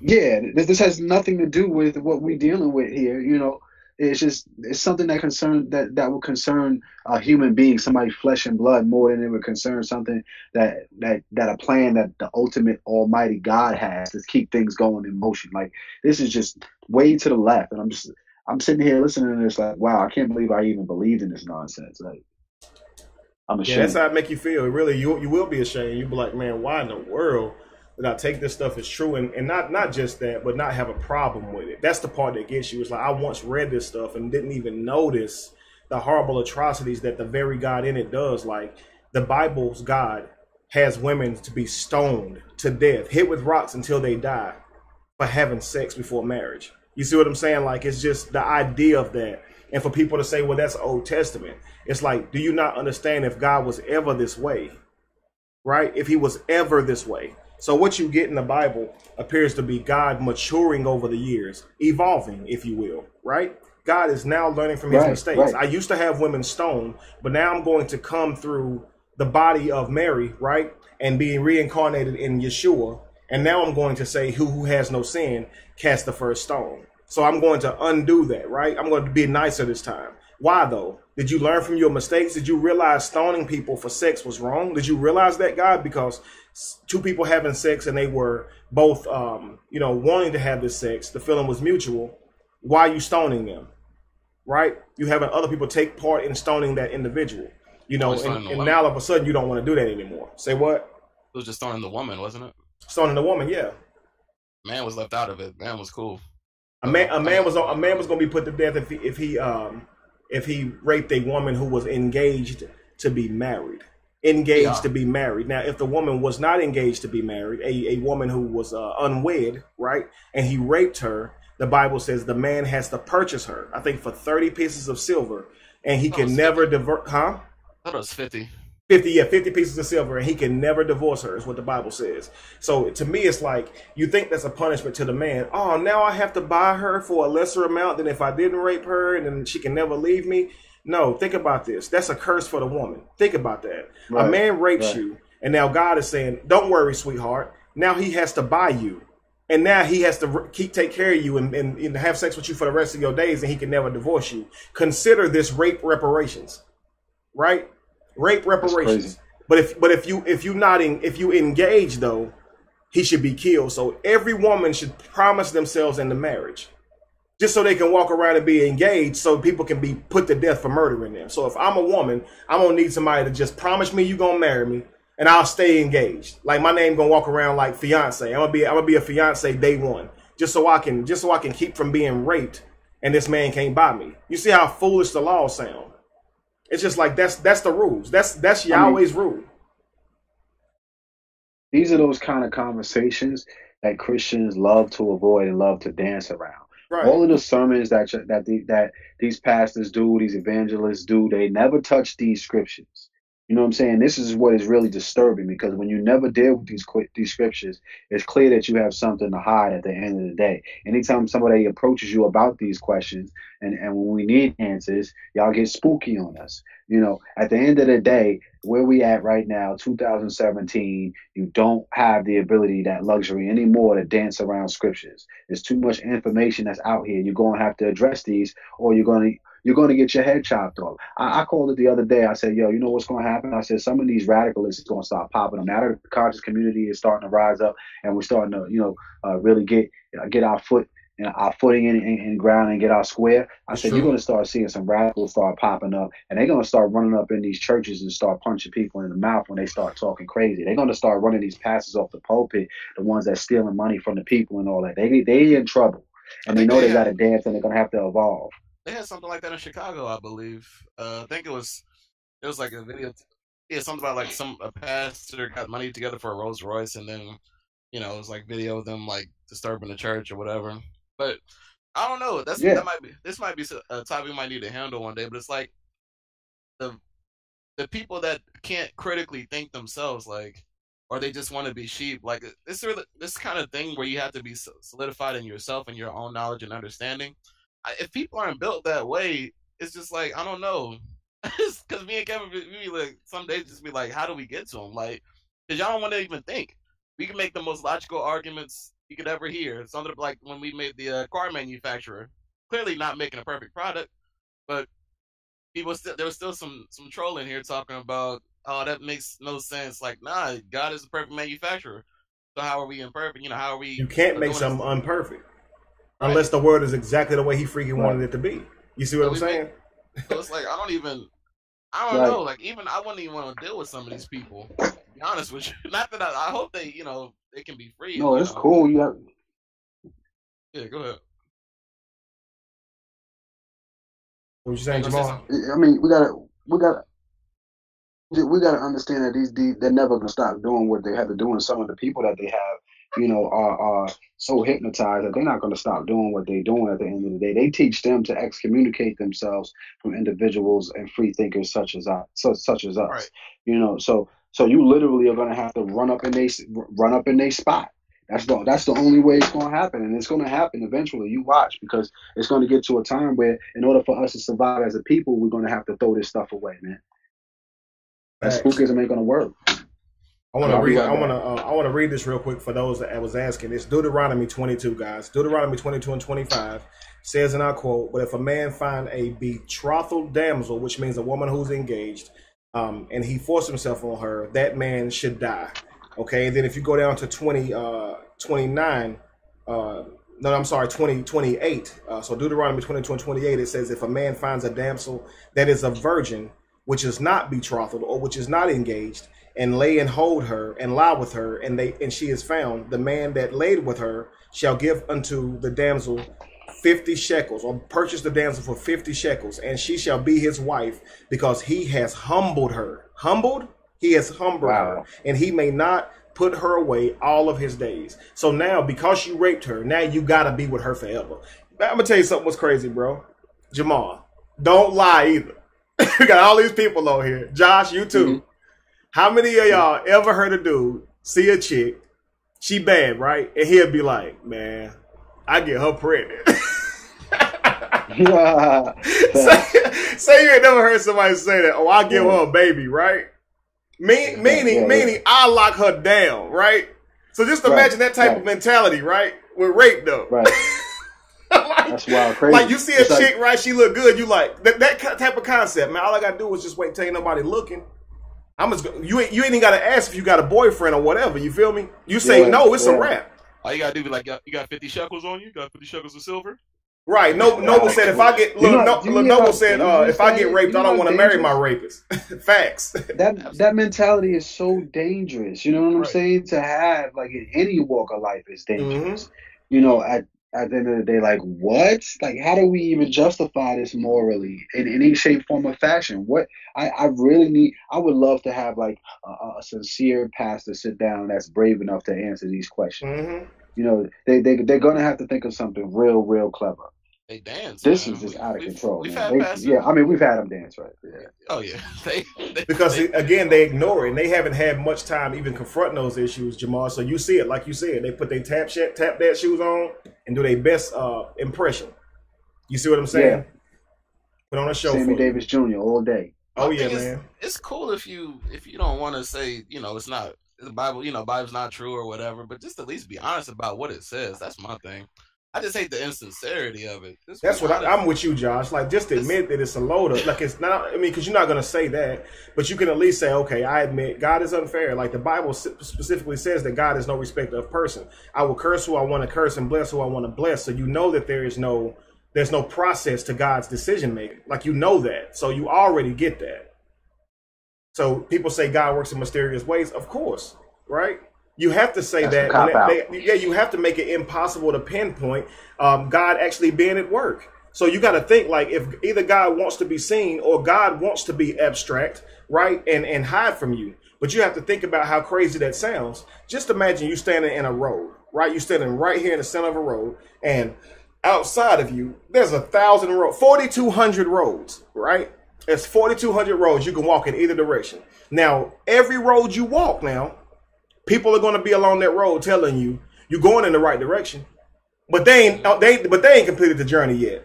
You always going in the right direction, right? When am I going to get there? So you going in every direction now. Now you can try to bounce around all 4,200 of these roads and make sure you find the right way, but who got time for that? So basically, it's chance. It's up to chance. I'm left to trust the person that's giving me directions. It's 4,200 people standing in front of all 4,200 roads saying, this is the way. Trust me. This is the way. Trust me. I know this is the way. You got to believe me. It's the way. With all sincerity, you put them on a lie detector test. They really believe it. They all telling you the truth. They genuinely believe this is the way to go. What do you do? Right. That's religion. Yeah. Yeah. Because where's your confirmation? Because God is a mystery. So you never get to get confirmed. Period.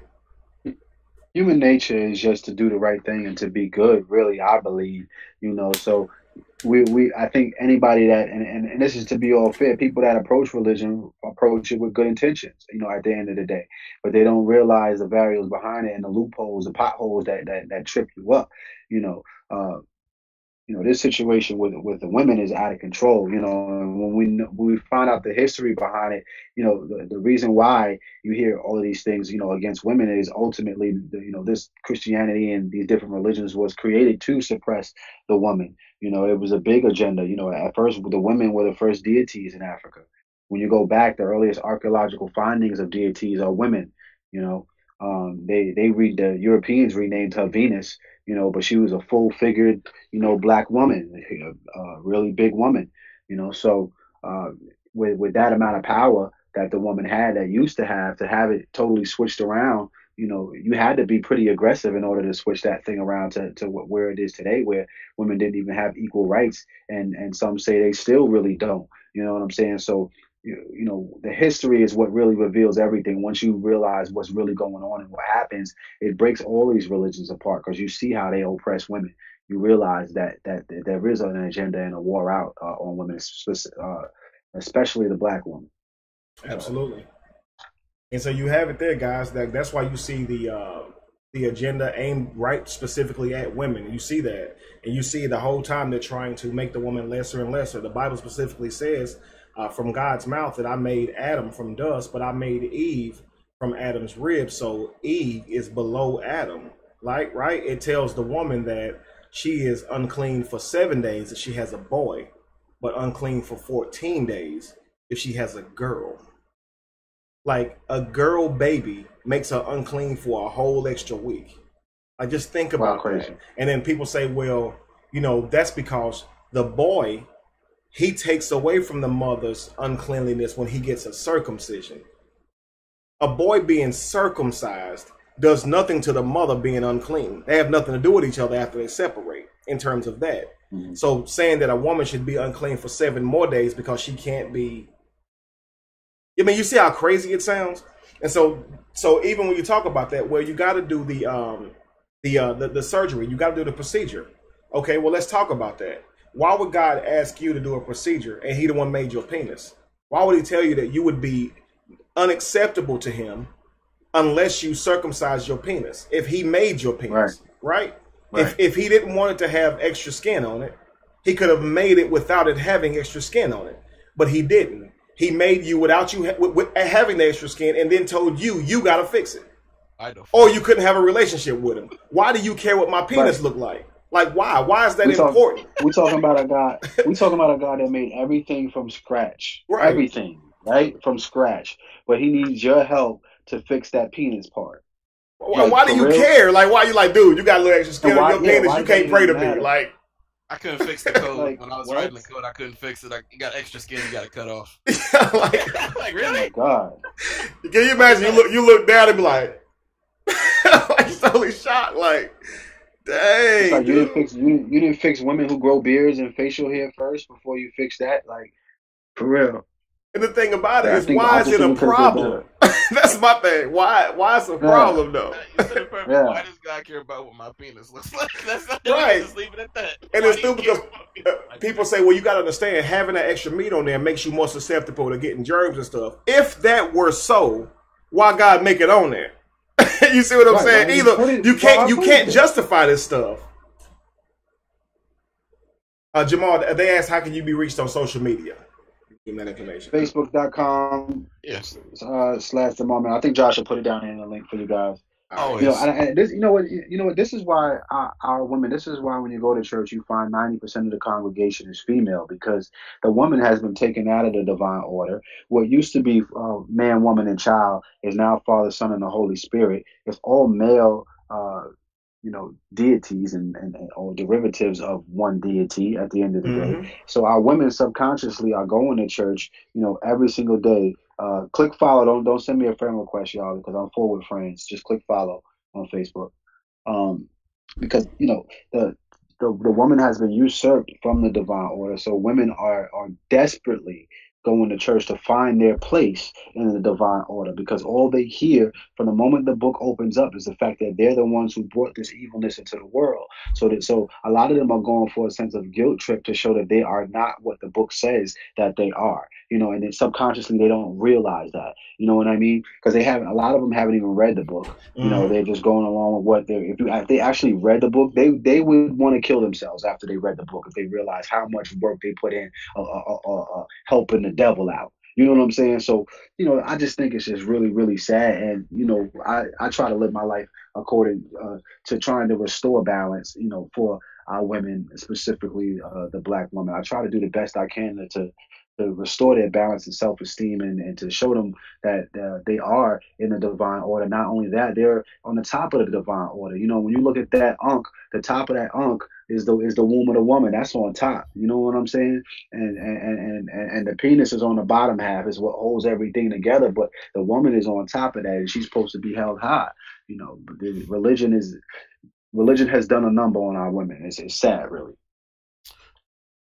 It's facts. It's facts, man. And that's the thing about it. It's like we're trying to get you guys past this spell, so you guys can actually see the stuff that, like Jamal is talking about, the actual true meaning of the Ankh and the 42 laws of Ma'at, and get to something. Because a lot of people, once they've been subjected to this literature for so long, they do wonder, what do I do without this literature? How do I know right from wrong? Because people have this need now to be right according to someone's standard. If you do that, then it'd be best that you go ahead and do some research and look into what your people lived by and go from there. Let's see here. Right.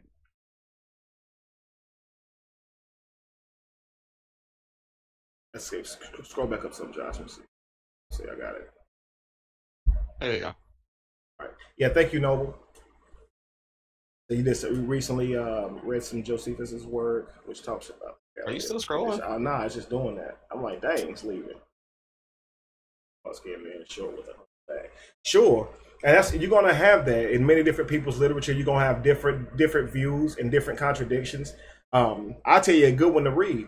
You should really check out the book of Judas. Not that you're reading it for anything, for any facts or anything like that, but it's very interesting to read Judas's views on Jesus. Like, for real, for real. Like, Judas didn't think Jesus was the Son of God. Like, go read the book of Judas. It will blow your mind. He thought Jesus was the devil. Like, please go read that. It'll blow your mind. Like, dang, Judas. And Jesus even told Judas, you see me for who I am. So you better wonder, like, you better worry about that if you believe in it. Yeah, and there's a lot. And I look at the story like this. When I heard the story of Judas, you know, I might have been, you know, twisted in my thought process, but I felt like I was kind of on point with this. And when I looked at Judas, I said, yo, I've heard stories after I read the book of Judas. Judas was closer to Jesus than any one of the 12 disciples at the end of the day, right? When you read the story. So what if Jesus knew what was going down, what was about to go down, and you needed somebody to turn you in? I look at it as if Judas was actually close enough to understand the situation and realize that he had to betray him and turn him in. And he actually realized the calling on his life.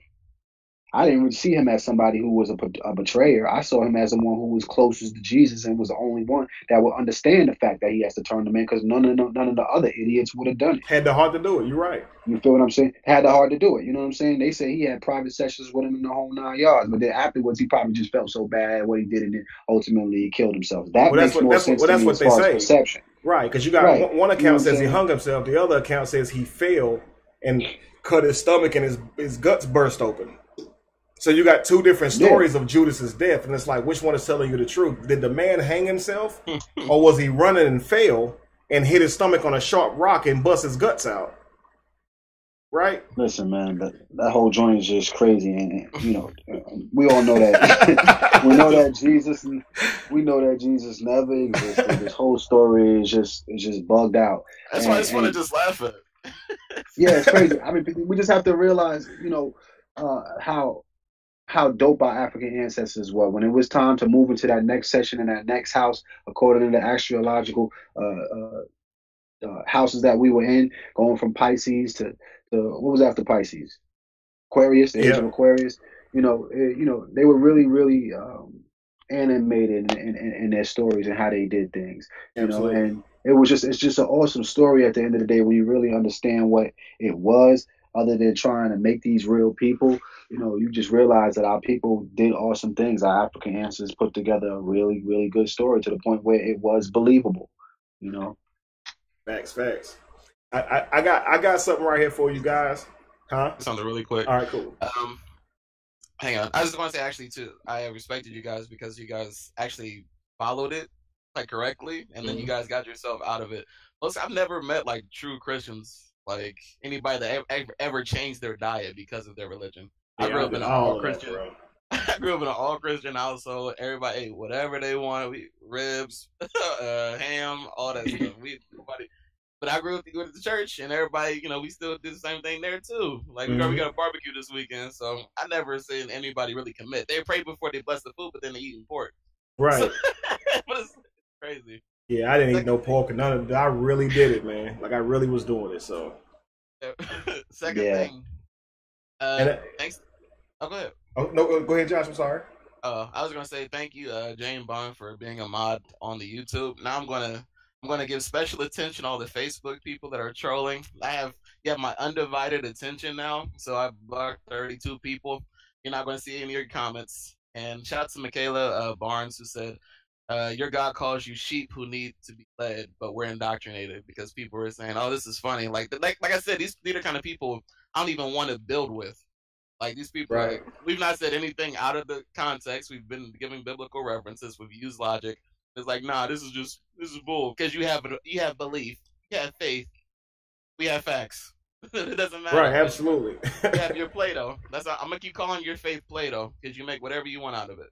Absolutely. Anyways, I'll go ahead and switch it over to the biblical verse here. All right, guys. So here, thank you.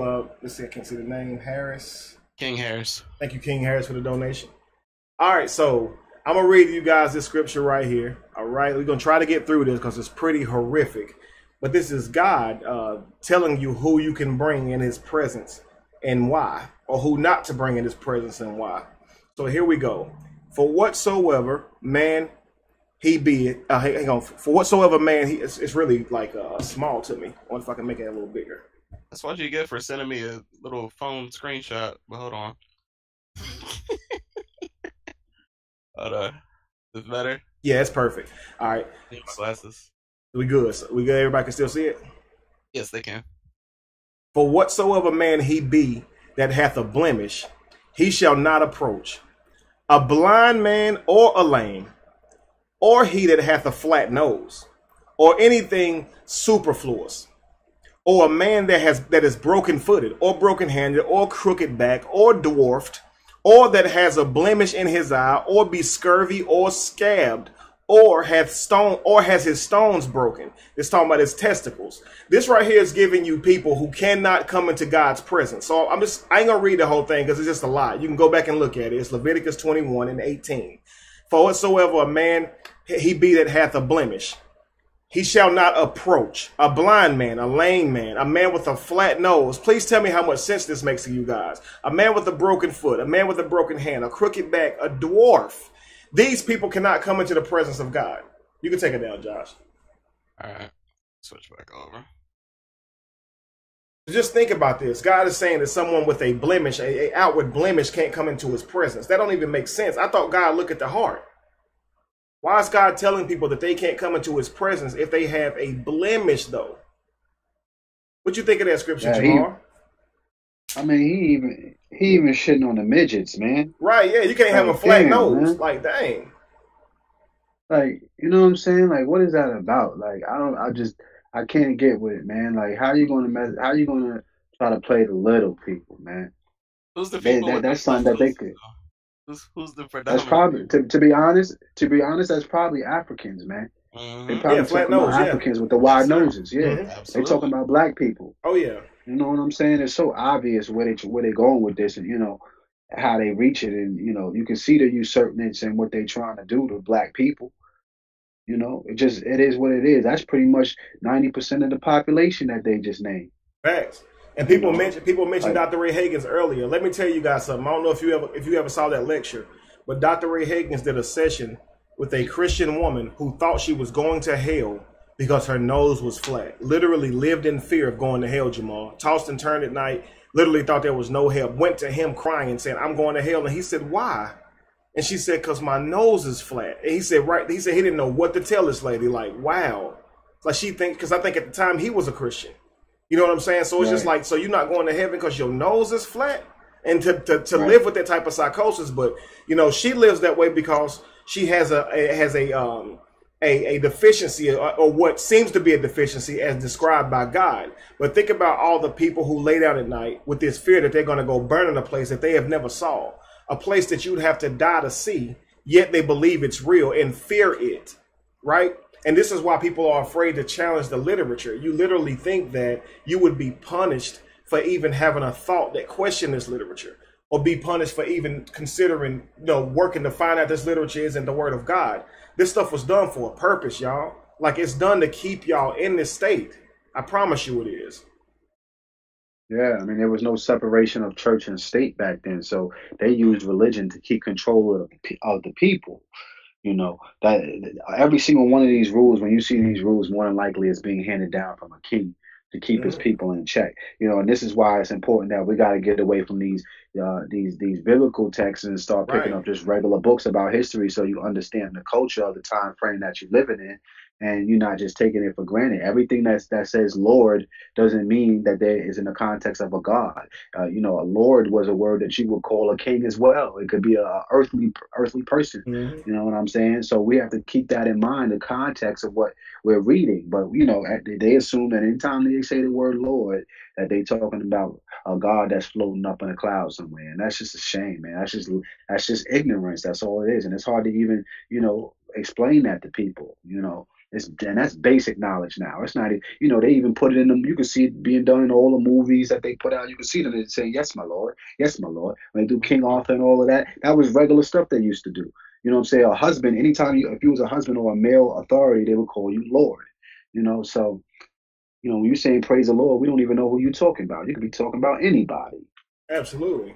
And I think anybody would say that a grown man marrying a 13-year-old is pretty bad, right? Right, that's pretty bad. You should be marrying a 13-year-old if you're a grown man, right? But you know, if you go back in Bible times, they were doing this. So that's why I mean, when you talk about, people say, well, how do you know what's moral and what's not moral?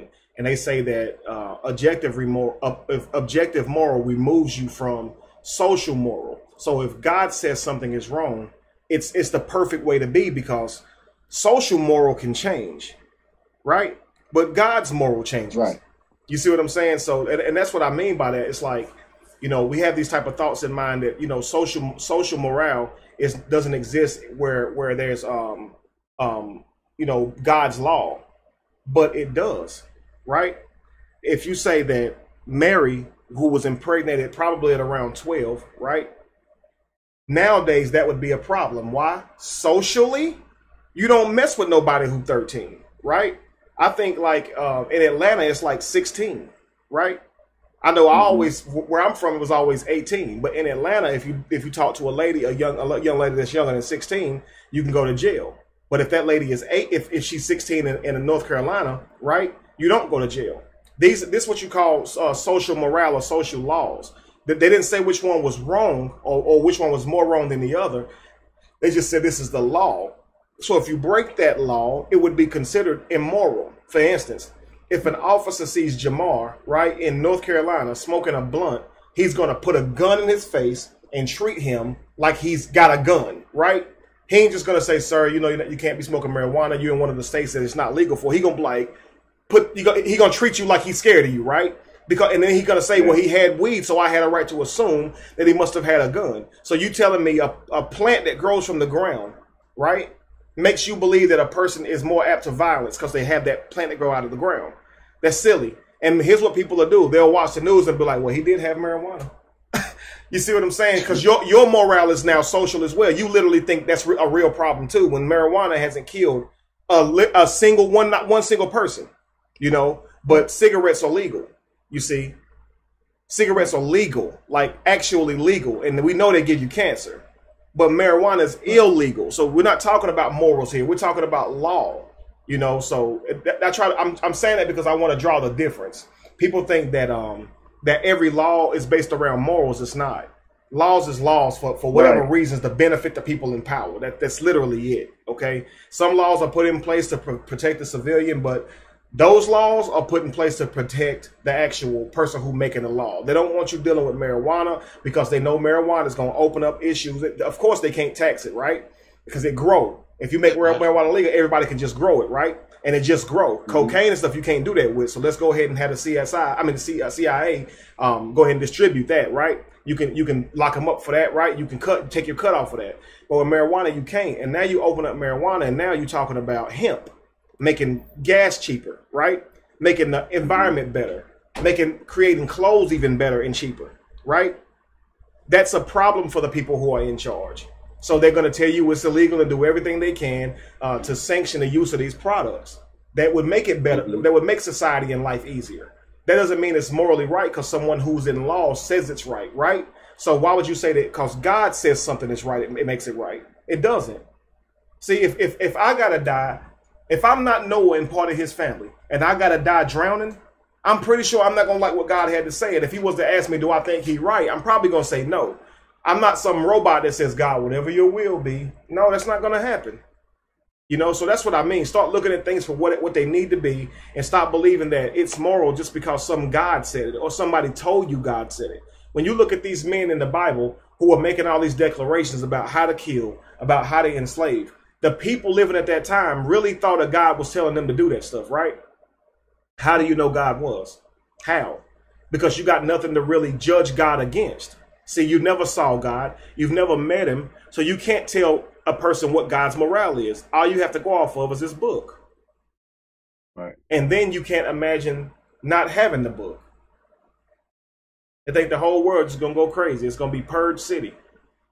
Yeah, just because it's legal doesn't mean that it's right. And this is something that we have to understand. There's an agenda out to kill us. We should be able to look at the cards that are being dealt us and be able to tell that we're not playing with a fair deck at the end of the day. Like if you go just by you going to the store, you should be able to figure this out. When you go to the store and you realize that for a bottle of water, it's $1.90, it's $1.99, $1.50, and for a 22 ounce freaking St. Ides or Steel Reserve, you could buy it for 99 cents. You know, when you could buy alcohol cheaper than water, that's a problem. You know, you need to be able to see that there's something wrong here. When to eat naturally, it's more expensive than to eat fake food. There's a clear agenda out here to kill you. You know, so you know, when do we look at the powers that be? Like, how do we police the police? You know what I'm saying? Why do we have policemen doing investigations on themselves when they commit acts of murder? You know, these are things that we don't question, and we say, oh yeah, we need justice, this, that, and other. We march about it, but that's not the solution.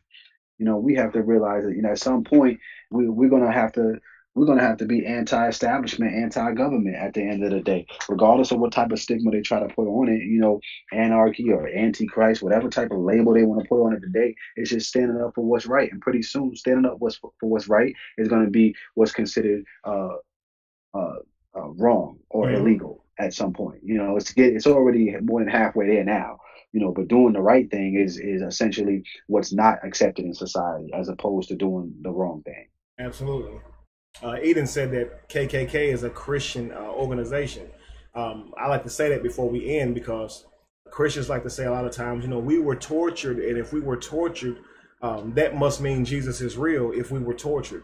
How about most of the torture that Christians are talking about is also mythical? You're still talking about the torture of, like, Peter and martyrs being tortured. I'll tell you what's real, though. The torture that Constantine put on pagans and non-Christians, non-believers. This was real. They was ripping people apart, setting people on fire, sticking stuff up their butts if they didn't believe. I'm talking about all types of evil stuff they was doing to these people, right? This is if you didn't believe. So if somebody came to you with some type of extreme torture device and told you, if you don't confess your belief in Jesus, if you know it's not real, you're going to simply confess your belief in Jesus, because who wants to be tortured, right? Right. I'm gonna let Josh put this image up there just so people can see it. While I do this, go ahead and I want to show them the background, because some people were tripping when they saw the dude being hung by his hands reversed. Sure. So, absolutely. Let me go ahead and put that up. So, if you guys look at this picture, you'll see the image of Jesus on the right-hand side. And also you'll see these people, you know, basically I think they might have a spit underneath the man being hung on the right-hand side. Yeah, he's pulling his legs up to keep from being... Yeah, from allowing the fire to reach. And if you look to the left near the door, you'll see two people on their knees trying with a cross. And one looks like he has some kind of Bible in his hand. Or maybe, I can't see, it's kind of hard, tiny. But you do see a cross there. And these people are basically shackled and probably awaiting the torture and fate of this man on the right that's being hung. So that's to add some context of, you know, some of the things we were going to discuss tonight. We discussed it last, so I guess should probably give them context sooner than that. But anyways, absolutely. Let me go ahead and pull this image up again. You can read some questions or something like it loaded up. Sure. So guys, we're talking about you know, torture. And just so you guys understand that Christians were the people doing the torturing. So if you think that the world would be better off if everybody was reading the Bible, let's just go back 200 years. The people who were reading the Bible owned slaves and beat them to death, hung them, burned them, fed them to alligators. Jamal, am I making any of this stuff up? Nah, this is real. I mean, this is the Crusades, man. This is what they did. This is how Christianity was ultimately spread. I didn't even know about the alligator bait till I met you. I never heard about them feeding slave babies to alligators. Yeah, I've never. They used to call them chocolate morsels. That's what they called it. They used to feed babies to the alligators, and they called them chocolate morsels. And I'm down here in the Bible Belt. They say gator bait a lot down here. Yeah. They used to have them on postcards. They used to put mail postcards on. You see little black boys, you know, in the marsh and in the wetland, and you see the alligator coming out, and he's pulling his trousers down, and the little baby's like screaming his freaking head off. Wow. They kick simply just to catch the alligator, maybe make some shoes out of them. You know what I'm saying? Make some bags out of it, something like that. But they use their slaves, human beings, for bait. You see what I'm saying? And these were Christians. If you ask them what faith they subscribe to, they would tell you Christianity. Mm-hmm. You could still find chairs. I was watching, what was it, porn stars, and somebody had brought a chair in to have it appraised or whatever. And they were redoing the upholstery. The upholstery, yeah. and it had human hair under there, human slave hair as the cushion. You know, when they took the hair off. Have you ever seen the leather jacket, the black human skin jackets? Yeah, black human skin jackets and everything. So you're talking about people who, at the time, a lot of those people thought that black people were not human. But you're dealing with people who served God, right? They served an all-powerful being who didn't tell them that his chosen people were human and had them believing that they weren't human, killing them. You see what I'm saying? So it's one of those things where you gotta really talk about the morale now. Oh, because if they were killing cows, we wouldn't even be talking about it, right?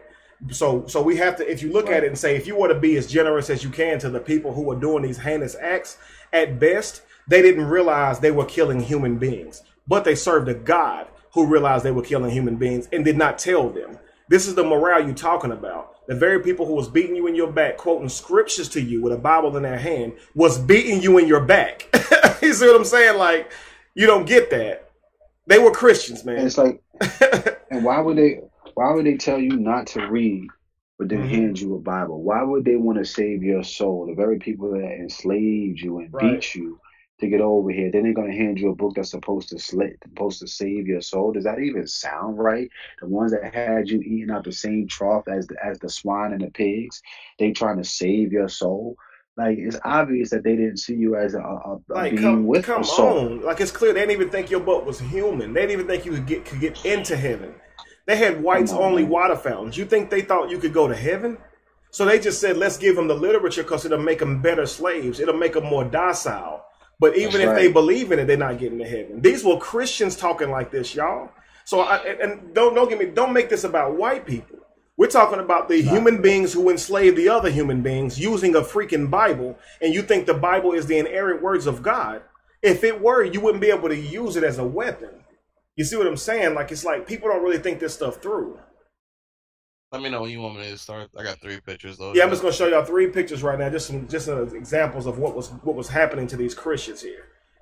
Or non-believers. Non-believers, my bad. Yeah, non-believers. So if someone came to you and said, if you don't believe in Jesus or say that you believe in Jesus, we're gonna do this crap to you.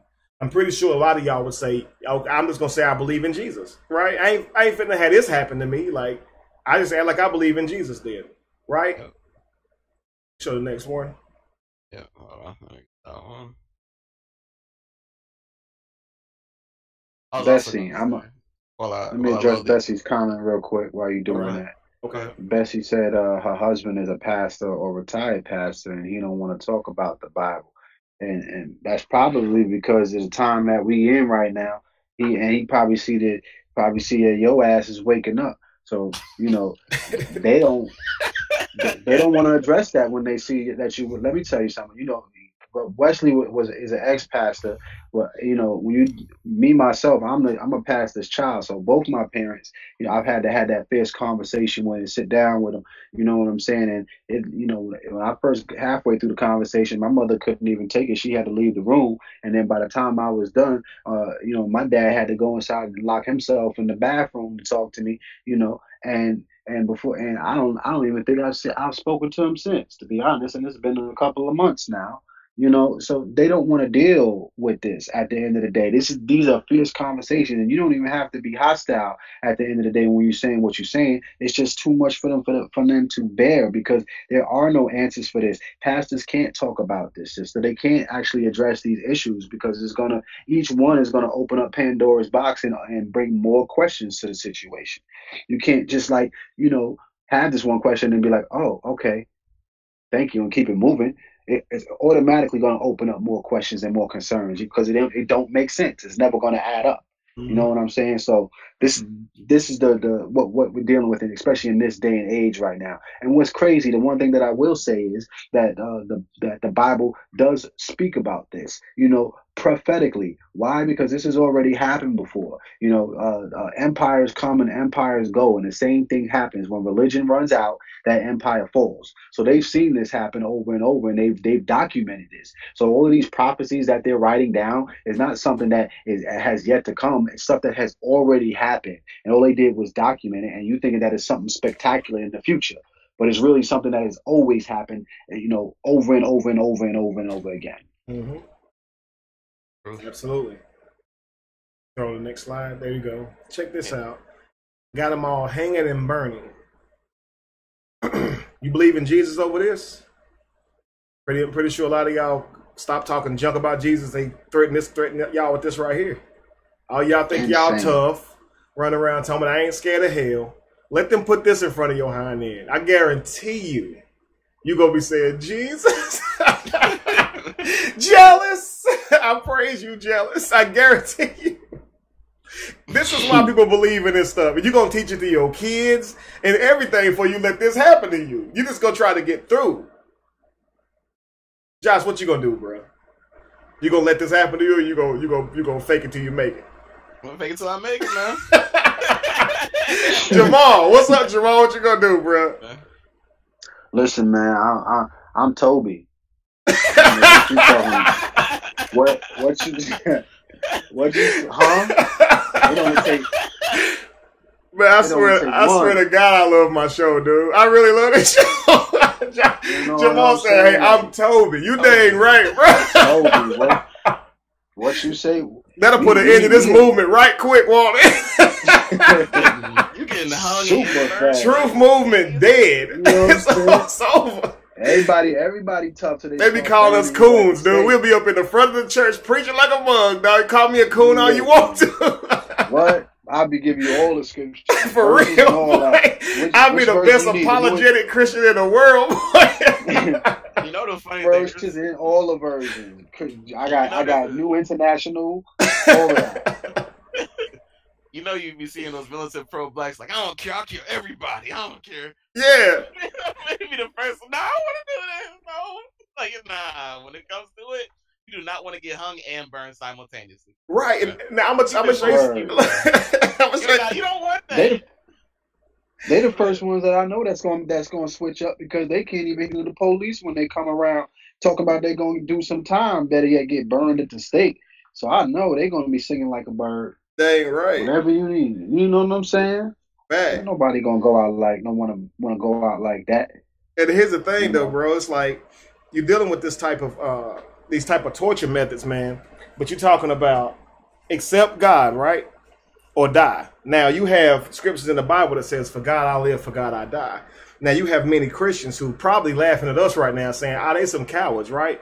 Because if somebody came to me and threatened me with death, I'm going to stand for my Jesus. Well, in your imaginary mind, you get to go to heaven, right? And if you say no, you got to go to hell, because if you deny Jesus, right, he'll deny your hind end. So you're going to let this happen to you. See, but to a person who don't believe in all that stuff, you're going to say you believe because to your knowledge, you got one life. And you're not fitting to just die this horrible death, right? That's how I see it. Because believers, they say, I'll die for God. I'll die for Jesus. But why? Because you either get to go to heaven, or if you don't die for Jesus, you go into hell and burning for eternity. Right? So just think about about that. And the crazy thing about it is the person that's doing this to you is like, they're like, that's what's up. This person is submissive and he's ready to die for it. So they're going to offer you anyway. You're not actually helping your movement by doing that, because now you got one less Christian walking the earth. So how is you actually, helping the movement? The oppressor is like, hell yeah, off with your head. And he going to allow us to time up with no pushback. Cool. I got through this whole day without any scars. Exactly. Like, that's an easy way to win. It's too easy.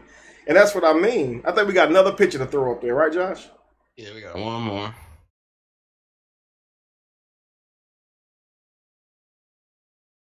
This is another one where they stretch you until they pulled you apart, right? Kind of like what they do to slaves, if me and Jamar and Josh was running our mouth, we done got out the slave ship, know what they do? They take whichever one of us they felt like was the strongest, right? The strongest leader. And they would tar and feather you, right? And then tie you to horses and pull you apart in front of everyone else. So they would do these things because it would humble everybody else outside of you, right? So if Jamal got off the boat and he acting crazy, I'm just going to have him tied to horses, pour hot tar on him, feather him real quick, and then have the horses pull him apart. I guarantee you all the other slaves who thought they was tough will settle that stuff right on down real quick because nobody want to go through that. So that's the same thing as what witnessing this type of torture would do to a person. You don't have to put everybody through this. Other people would just see this being done and simply fall in line and say, okay, what Bible you want me to read again? Yeah, exactly. Just imagine. And they made sure that, the screams, right? Yeah. The screams, the bones cracking, the whole 9 yards, guts popping. Like they would do this, you know, right here in America. This is the stuff that they would do to the toughest slaves, the strongest slaves. This is what they did in South Carolina when Nat Turner and all of them was turning up. You know, Willie Lynch was one of them dudes that went down there, and he's the one that wrote them and addressed them on how they supposed to get their people in check, get their slaves in check. And one of the things he said was to get your big, strongest buck. That's what they call them, bucks. And he said put them in front of the whole slave plantation, and he would do one of several things. He would torture them until the death. He would put them at the whipping post, you know. But basically, he would put them in a situation where he would break them. You know, and if he didn't break, then he would just kill him in front of everybody, and everybody would see that, you know, and this was the toughest guy. So if the toughest guy went out like that, he definitely would do that to one of the weaker people and the women and the children. So this is how they got all the slaves to obey, you know, in the South when they was getting ready to turn up. Because the further you went north, you know, that's when people started turning up because they was getting more of that wind from the Northeast and the Yankees and how they was getting ready to abolish slavery. But the further you went south, you know, they was all in, you know, with that slavery. You know what I'm saying? They were starting to turn up, so it was getting real. And here's the thing too. Notice Jamal said they called them bucks, and he said they would do everything they could to break them. Take those two words, buck and breaking. Type in buck breaking on Google and see what you find. Yep. It's where they would literally rape the butt of the man who was tough, right? And I'm gonna tell you what's crazy. The slaves now who are already in America, already slaves and civilized, right? You see these new slaves just now sold into you. They still a little hostile, right? You immediately start thinking they do need to be civilized. So you help do this. Half of them were dirty as crap, right? They came off some boat covered in feces. Got rashes all over them. So you see them and you see how they look. They probably don't speak your language, right? Because you done already got a whole new language. You're going to believe anything your master tell you. Yes, sir. Thank you, Jamal. I mean, thank you, LaShawn and Tamasha. Thank you very much. That's love right there. LaShawn, you the truth. It really is. Thank you very much, brother. That's kind of feel like when you're a child and your grandma give you an extra $10 to go put in the basket for God. You be like, you run up to the front like, yay, give me my money. I'm dead. But you see how it create the environment because you want to give. You see everybody, you finally get to give. You were like, yeah. Somebody, Patience asked, why did we have to be bucks? The reason why we had to be bucks is because we were actually currency. This is why we still to this day say you got $100, $20, $30. That's where they got that from, because we would be traded for deer skins. Thanks. So that's why we was associated with bucks. Absolutely. That terminology came out of slavery, and we still use that to this day. And look, what's crazy is a buck was associated with having an attitude, right? Fighting back. All these are stubborn, right? Whenever you get smart back with your mama, she'll say, "Don't buck at me. Don't buck." Don't buck, yeah. That's what they slaves will say to each other. Don't buck, because you know what bucking do. You know what that gets you, right? Hung, raped in your butthole in front of everybody, tar and feathered, your skin peeled off of you, right? All this crazy stuff. Now, and I know that sounds bad, guys. Somebody raping you to civilize you in front of everybody. But how about this? You had some owners, slave owners, who were gay.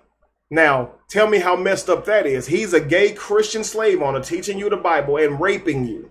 Also teaching you it's an abomination. Think about the psychosis in that. This is what, and that's what's crazy to me. It's like people say you need this Bible for morale, but the very people who built this country on slavery gave us these books. Obviously, these books don't produce good morale. Stop it. It's like history shows that whoever has this book does not mean they're going to be good to you. It doesn't mean that. In fact, it shows more so that they're going to be bad to you. Looking at the history. And I always tell them, like, at the end of the day, no matter what religion you bring me, ultimately it's what got us here today, you know, where we're at, the state that we're at today. So there's no religion that you could bring us, you know, that's been around for hundreds of years that I could say is sufficient, that's going to bring us out of this situation that we're in, because that's exactly what got us to where we are today. Absolutely. I want to also, like, I guess, put out there that they also used to have people that, slaves, when Christianity was being forced on them, they thought, if I make my child Christian, not only would that protect them, but hopefully that'll give them like a white-ish type of thing going on. Like, even though it really wasn't, but they used to convert just so they'd be like, say, I'm a Christian, like I'm with you guys. No, you're not. Absolutely, you do that. Yeah. You. If you're my child, Josh, you think I want you going out there telling people that you don't believe in Jesus? Exactly. You know, I know what's going to happen to you, and probably to me if that happens. So if I love my son, right, and I don't want my son out here being hurt, I'm going to tell my son that Jesus is real. So I'm not going to tell my son that he ain't real, but I got to tell you what it is because I don't want you to get you killed. Your child with that type of mindset, if you don't really believe in it, it's probably going to be hard for him to fake it. I get calls and messages from Christians all the time. You know what that message is, Josh? I'm tired of faking it. I'm tired of playing like I believe in this stuff. So if you don't tell your child that Jesus isn't real, or you don't tell them that that Jesus is 100% real, and you leave that doubt, or you leave that answer in there that Jesus really isn't real, you're going to create a child that's not going to want to be cooperative with the system because they know it's not real. So you'd have to tell your child that it 100% is real, and you're doing it to protect them. Right. And so people say, well, how are we still Christians this long? That's why. And when you stop doing it to protect them from massa, you started doing it to protect them from hell. You see what I'm saying? So it's no matter what you're doing, you give your child this stuff because you want them to also go to heaven. The Bible says, raise up your child and the way that they should go. It's consistently telling you to teach your children this crap. They will not depart. There you go. If it's the inerrant word of God, you wouldn't have to raise your child up with teaching it to them. You see what I'm saying? Like you wouldn't have to. And another thing that they did, this is where the word motherfucker and honky came from. You know, they would black people were the ones that were in the ghettos. For you to say, I know what it is. It's rough. Whorehouses, yeah, it is. They had these whorehouses or these brothels. You know what I'm saying? And it was mainly ran by what they call Big Mama. Big Mama would open up her house, and the only way they would make money is through prostitution. So the people who bought the most women and used them, the most prostitutes, was mainly the politicians, the white politicians. So they would come by, they would roll up, and they would honk their horn because they didn't want anybody to see them, you know, coming out of their car and going into the house. So this is where the word honky came from for white people when we started calling them honky, because they would have to let Big Mama come out and wave them to come into the house and say that it's safe to come into the house to smash all of the black women, right? So then when they came in, you know, they would actually have they had these, you know, some of them were sick bastards. They would put bags over the child's head and make the child smash his mom. They would make you have sex with your mother. And this is where the term motherfucker came from, because they would literally make you smash your mother, and your mother wouldn't say anything because she didn't want you to get killed. You know what I'm saying? So she would just, you know, allow you to have sex with her. You know, she knew that it was you. You know what I'm saying? But she would never say anything. And this goes along the same lines where, you know, they would teach these children these ways of being desensitized to the situation to save their life. You know what I'm saying? And that's where the term motherfucker comes from. This is why they curse words to this day, because it reveals, you know, if you knew what these words were or where they actually came from. We never even asked ourselves why they curses and where they come from. Right. And when you do the history on it, you realize that they're trying to hide things from you. That's why they call it curse words, because they don't want you saying that. It brings back past things that they've done to you and your ancestors.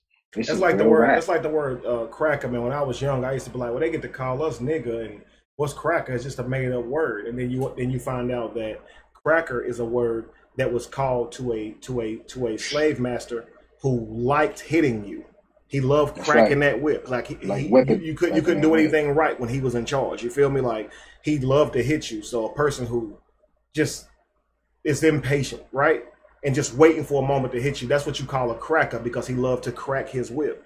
And as a child, man, I remember like hearing like little black kids try to insult white people because they were being insulted, and they would say saltine cracker, you know, because the concept of their mind was that it was a literal cracker, like a bread, like unleavened bread. You see what I'm saying? Like that was the real actual thought. But actually, the word cracker, that doesn't mean cracker at all, as in like a food. It means one who likes to crack that whip. Right. Yeah, I mean, you know, and this was all done in the name of God. This was all done in the name of Jesus. They were Christians, man. They were Christians. You know what I'm saying? So it's like, yo, how do you hold on to any religion? Even if you let's put it this way, even if you believed in Jesus and you just said, you know what, I'm still going to have to let this religion go. I think Jesus will understand, considering the circumstances. Exactly. You understand what I'm saying? Like, considering he's a judge and never gave you the religion anyway. Even if Jesus were real, you're celebrating the wrong religion. Anyway, calling yourself a Christian. So even if the Bible was real, you have to see by the night you're not lined up with it anyway. So you might as well just quit. You might really, there's no reason for you to continue because you don't celebrate it right anyway. You're doomed anyway. Right. If he exists. Like, who was next to him? Was it Peter or somebody who had robbed and killed somebody on the cross? There was somebody else who wasn't Kevin that got crucified alongside him, and he let him go to heaven. Right. Yeah. The thief. So you had a thief who was next to him and said, I believe you, Jesus. And Jesus told him, today you'll be with me in heaven. In heaven, yeah, exactly. So if he let this dude go, I'm sure, considering the circumstances of what you're going through, he's going to let you into heaven too. Right. He that thief never read a Bible, of course, as there was no Bible back in those days, if those days existed, right? And also, if he had a Bible, obviously he got into heaven simply by telling Jesus he believed in him. I mean, he was being killed for a reason, right? He deserved to die for a reason. People wanted him dead. And Jesus just said, okay, you can be with me today because you believe. I don't think that makes him a good person. But, you know. You think about it, like all this stuff, people like dedicate their whole life to a book. And then this dude's just like, I believe in you. All right, cool, come with. Yeah, you being a good person is based on your belief. And that's why whenever we don't believe, they say we're bad. As soon as we don't believe in this stuff no more, they say, y'all devil worshippers. I see the devil in you. Like, people look at pictures of me and say, I can see the devil shining through on you. Like, what? Like, y'all just mean. Like, Christians is downright mean, man. They really are. Like, they talk trash to me because I lost my job. Like, you a Christian, right? You're supposed to love the Lord, but you clowning me because I got fired. You see what I'm saying? It's like, how do you, like, they just downright mean. Like, Christians are just downright mean, man. Like, I mean, all religious people, when you don't believe in what they believe in, they get downright mean, man. They want the worst for you because you don't believe it. Again, they make me the enemy when you have, gosh, I can't think of his name right now, but Josh and I, of course, are working on this video. We always are. And we're going through men who are believed to be God nowadays. There is a man right now who people believe he is God. They give him tithe and offering. He lives in a beautiful house on the hill with all this land. And his followers live at the bottom of the hill, locked outside of a gate. And they can't even get up in this gate. And they think this man God. This interviewer is asking this man, how can you even accept money from these people with the condition they're being into? And he says, I don't put a gun to their heads. You know, I don't force them to give me their money, but you know what you're doing, you know? And so my thing is like all these Christians who targeted me, I'm talking about Christians wanting to debate me, but nobody's trying to find out who this man is. They got people really believing that he is the second coming of Jesus, like using the name of Jesus now, and got people praying to him and giving him money. And but they worried about me, Jamal. This dude got 4 million followers. Did you hear me? 4 million. And they're worried about me. How crazy does that sound? Absolutely ridiculous. And that's what I mean, man. It's like you're dealing with people who would prefer to target somebody who simply say they don't believe in it, rather than somebody who would use the very literature to hurt millions of people with it. But you're worried about Kevin not believing in it. Think about that. Unreal, man. Yeah, man. I don't know how people could actually fall for that one. Yeah, man. They really believe he is God, man, and giving this man money and everything. Swag. I gotta figure out what the hell he's saying. Honestly, man, that's wild crazy. He looks Asian. He looks Asian. Honestly, but he's definitely claiming to be the second coming of Christ. All this good stuff, man. So, Is he doing miracles? Is he floating? What is he doing? He convincing his people that he Jesus. And you know what that means. Any trick going to be a miracle to them. He gonna have to pull some tricks, man. I need to see some holes in hands and walking on water. I need to see some things. And that's the thing. People don't need to. And that's what be killing me when people say, well, you don't believe in God because you never did. You don't believe in God because you was testing God. Listen. When they told me about God, I didn't need proof. I was a child. I simply just believed. Okay. Mm-hmm. I heard a man of God, the person that was my pastor. Okay. When I first met him, he was preaching this message on God knowing your beginning from your end, and you being the apple of God's eye, and him knowing how many hairs on your head, all this kind of stuff. I grew up without a father, right? My mother died when I was 3. My grandparents was dead before I was born. So I don't have family, right? So when I heard this man preaching this, naturally I wanted to know who this guy was that's willing to love me, right? Mm-hmm. I didn't care at that point about literature and evidence and any of that stuff. I simply just strictly believe with all of my heart, right? Right. So people can't say that you don't believe. Well, you didn't get your prayers answered because you had doubt the whole time. No, I didn't. See what I'm saying? No, I didn't. And most of us who accepted these beliefs didn't have any doubt. But they like to put the problem on you. If you don't believe in it, it was your fault. So a God who knows you and loves you and knows exactly what it would take to communicate with you would not communicate you in the exact way that it knows how to, and then blame you for not believing in it. Right. You see how crazy that sounds? Like I know how I can get you to believe in me, but I'm not going to do it. And if you don't believe in me, I'm going to send you to hell. It's the dumbest, like so stupid to believe in something like that. Yeah, it's so stupid. At the end of the day, it's like, it's really crazy. And the thing about it is it eludes all logic. You're not able to measure up religion and belief with logic. You see, but if you do that with a Christian, well, you got to have faith. Well, tell a Muslim that God is real off faith then, because they have it too. It don't work like that. You at some point what separates you from every other religion? What separates you? Nothing. I tell them, listen, if you could do one thing that book was saying, thank you, Cashapp. I will erase everything, all my pages, and I will follow you. We want you to actually have a God that's real to come here and fix these problems. But can none of y'all actually do it? Because your book is claiming you can heal the sick, you can raise people from the dead, you're walking on water, you're turning the rivers into blood, and the moon's bleeding, all this type of stuff. But for some reason, it seemed like he ain't in the business no more. Because I ain't seen none of that in a long time. You know what I'm saying? Like he's cracking the clouds, everybody's seeing it, and he's talking and stuff like that. How come he ain't doing that now? I mean, we got Donald Trump in office, fam. It's time to come back, man. Like, where you been at, fam? Like, for real, when you come back here, I got some guy used to pour down bread from heaven. Interrogate you. Guy used to pour down bread from heaven. There's a lot of niggas dying from hunger in Africa. You better start making it rain. Yeah, why ain't you did that in a long time? Like, get in some bread, right? Listen, man, Lil Uzi Vert is in there making it rain in the club. You're going to have to do better. For real. Step your game up. Akon out here doing everything.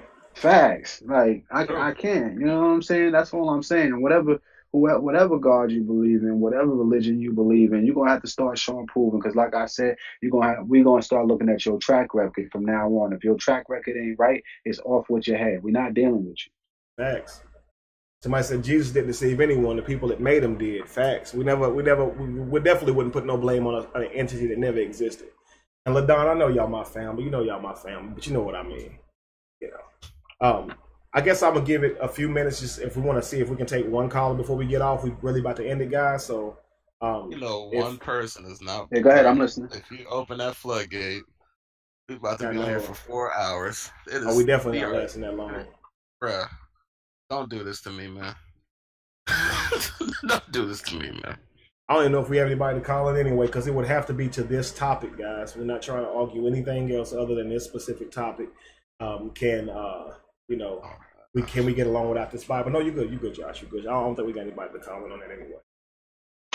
I mean, I don't even know I don't know. I think we kind of destroyed it. I agree. I definitely agree. But someone donated and requested it, so I want to ask. I want to do my part. I think G Conscious been wanting to debate you. He said something to Lorenzo. I remember a while ago. Oh, okay. I did have to I give G Conscious points because I guess he watches the stream maybe here and there, but he never is disruptive. Yeah, so that's the way. That's the way to be. That's the thing. That's why I'm gonna keep banning y'all trolls out there because you're disruptive and you're ignorant and you're belligerent. You're not listening. So, but yeah, people like G Conscious, and we also had another person. They donated, but we didn't ask them to. I mean, we asked everybody, but not really to them specifically. So we appreciate it. Gotcha. But yeah. Well, again, guys, we ask all of you if you like the show, if you got anything from this show, $1. That's all we ask. If just to show how much you appreciated it. Every dollar you give, it allows us to grow and to be able to do more. All right. So your support is very much needed. Keep that in mind, guys. Anything else before we get off, before we close out today? I'm not tripping, Andre. I'm just tripping, man. I'm tripping. So, Jamal, you got anything to say before we close out? Yes, sir. Yes, sir. You can find me at facebook.com, Jamal Milton. Also, vote for me at the Black Power Awards. I'm nominated for spirituality and sacred science. You go to www.blackpowerAwards.com/nominations.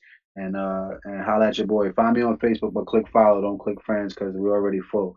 And also, you can find me on YouTube. I got my YouTube page, Jamal Milton. That's JaMaarMilton.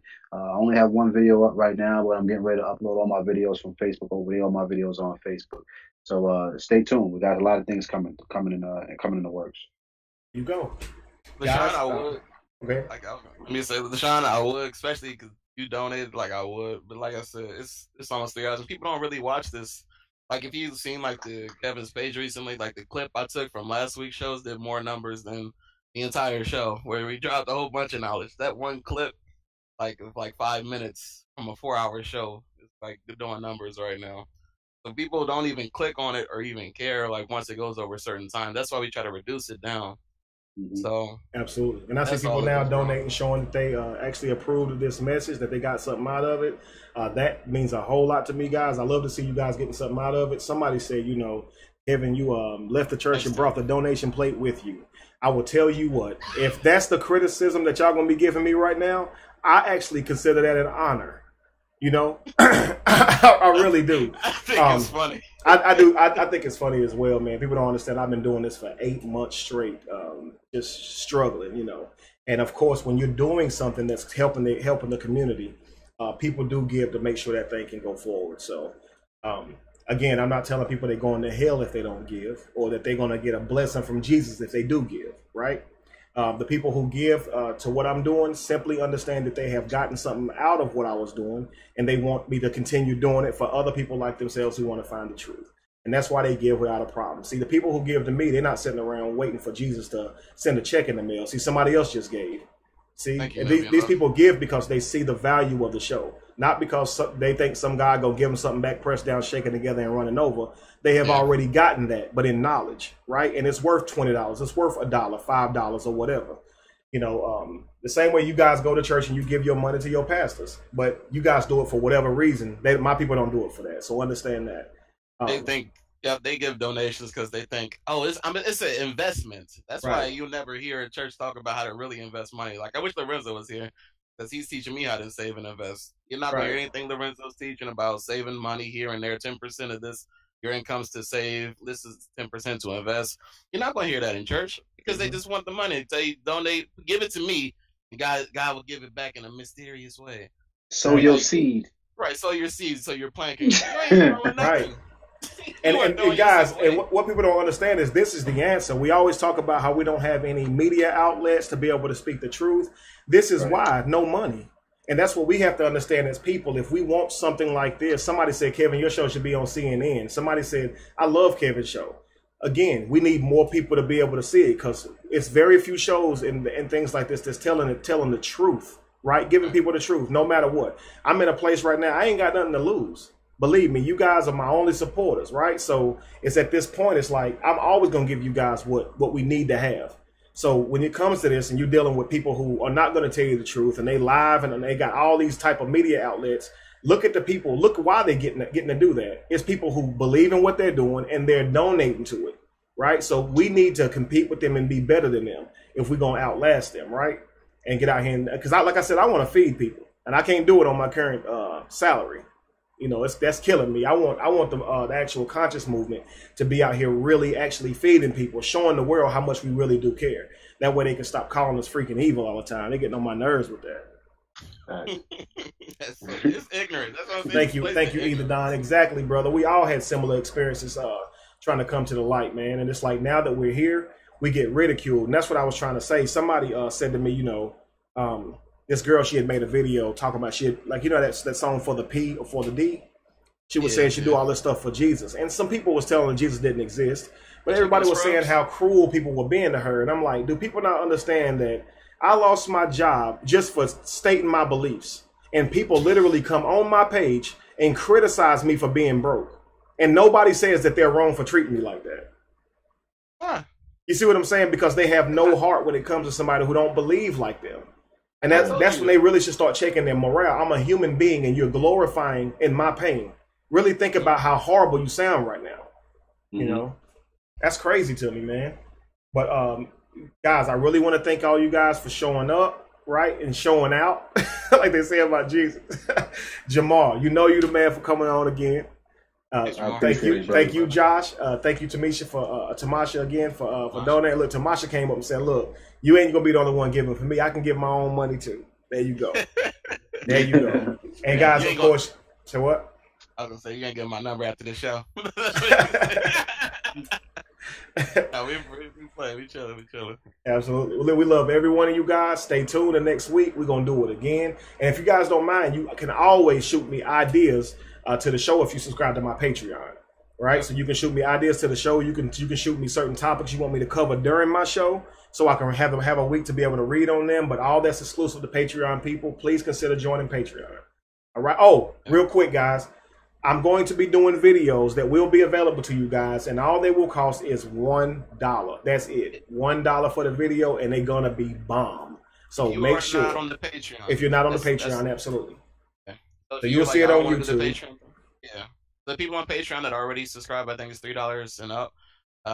You guys will be getting the video for free. For people that don't subscribe to the Patreon, it's just $1 on YouTube. There'll also be some videos that will only just be dollar videos. I am working on a documentary, so there will be clips of the documentary that will be available for $1 and things like that, guys. I thought about it. You know, I'm like, if we're going to create something here, I have people who say they love me. I have people who say they have my back, right? If I can create something for you guys and it only costs you guys $1, if y'all support it, I would be doing all right. We would be able to move forward. So it's a lot of y'all. It's one of me. $1 would not hurt at all. So just keep that in mind when you see the videos up.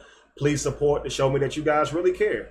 Like I say, I'm from the show me state. It's time to start putting your money where your mouth is. It's time to start putting your actions right where you say your heart is. So that's what I mean by that statement for any Christian who says, Kevin said it's time to put your money where your mouth is, and make it like a scripture, like I meant it in that way.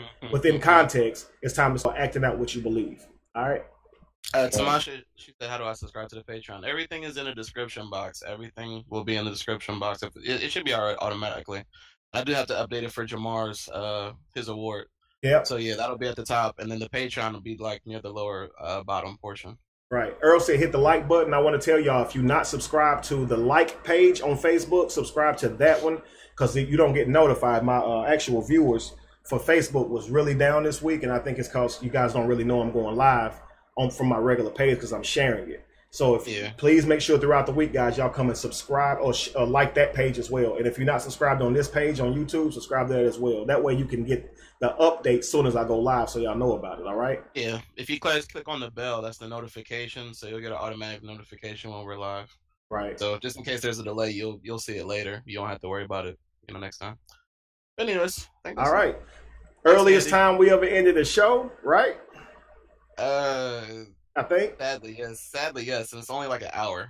So yeah. Only an hour. We gotta come back. It's like I'm coming back on meat. We come back on the showtime. Before we quit, somebody said Kevin always look high. Let me settle this for y'all. I have small eyes. Oh, that's just how I'm made. I always was told that my whole life. All right. I always was told I had little bitty eyes. My sister get told the same thing. All right. She do smoke, but my eyes really just made like this. But anyway, love everybody. Thank y'all for tuning in. I hope to see y'all next week.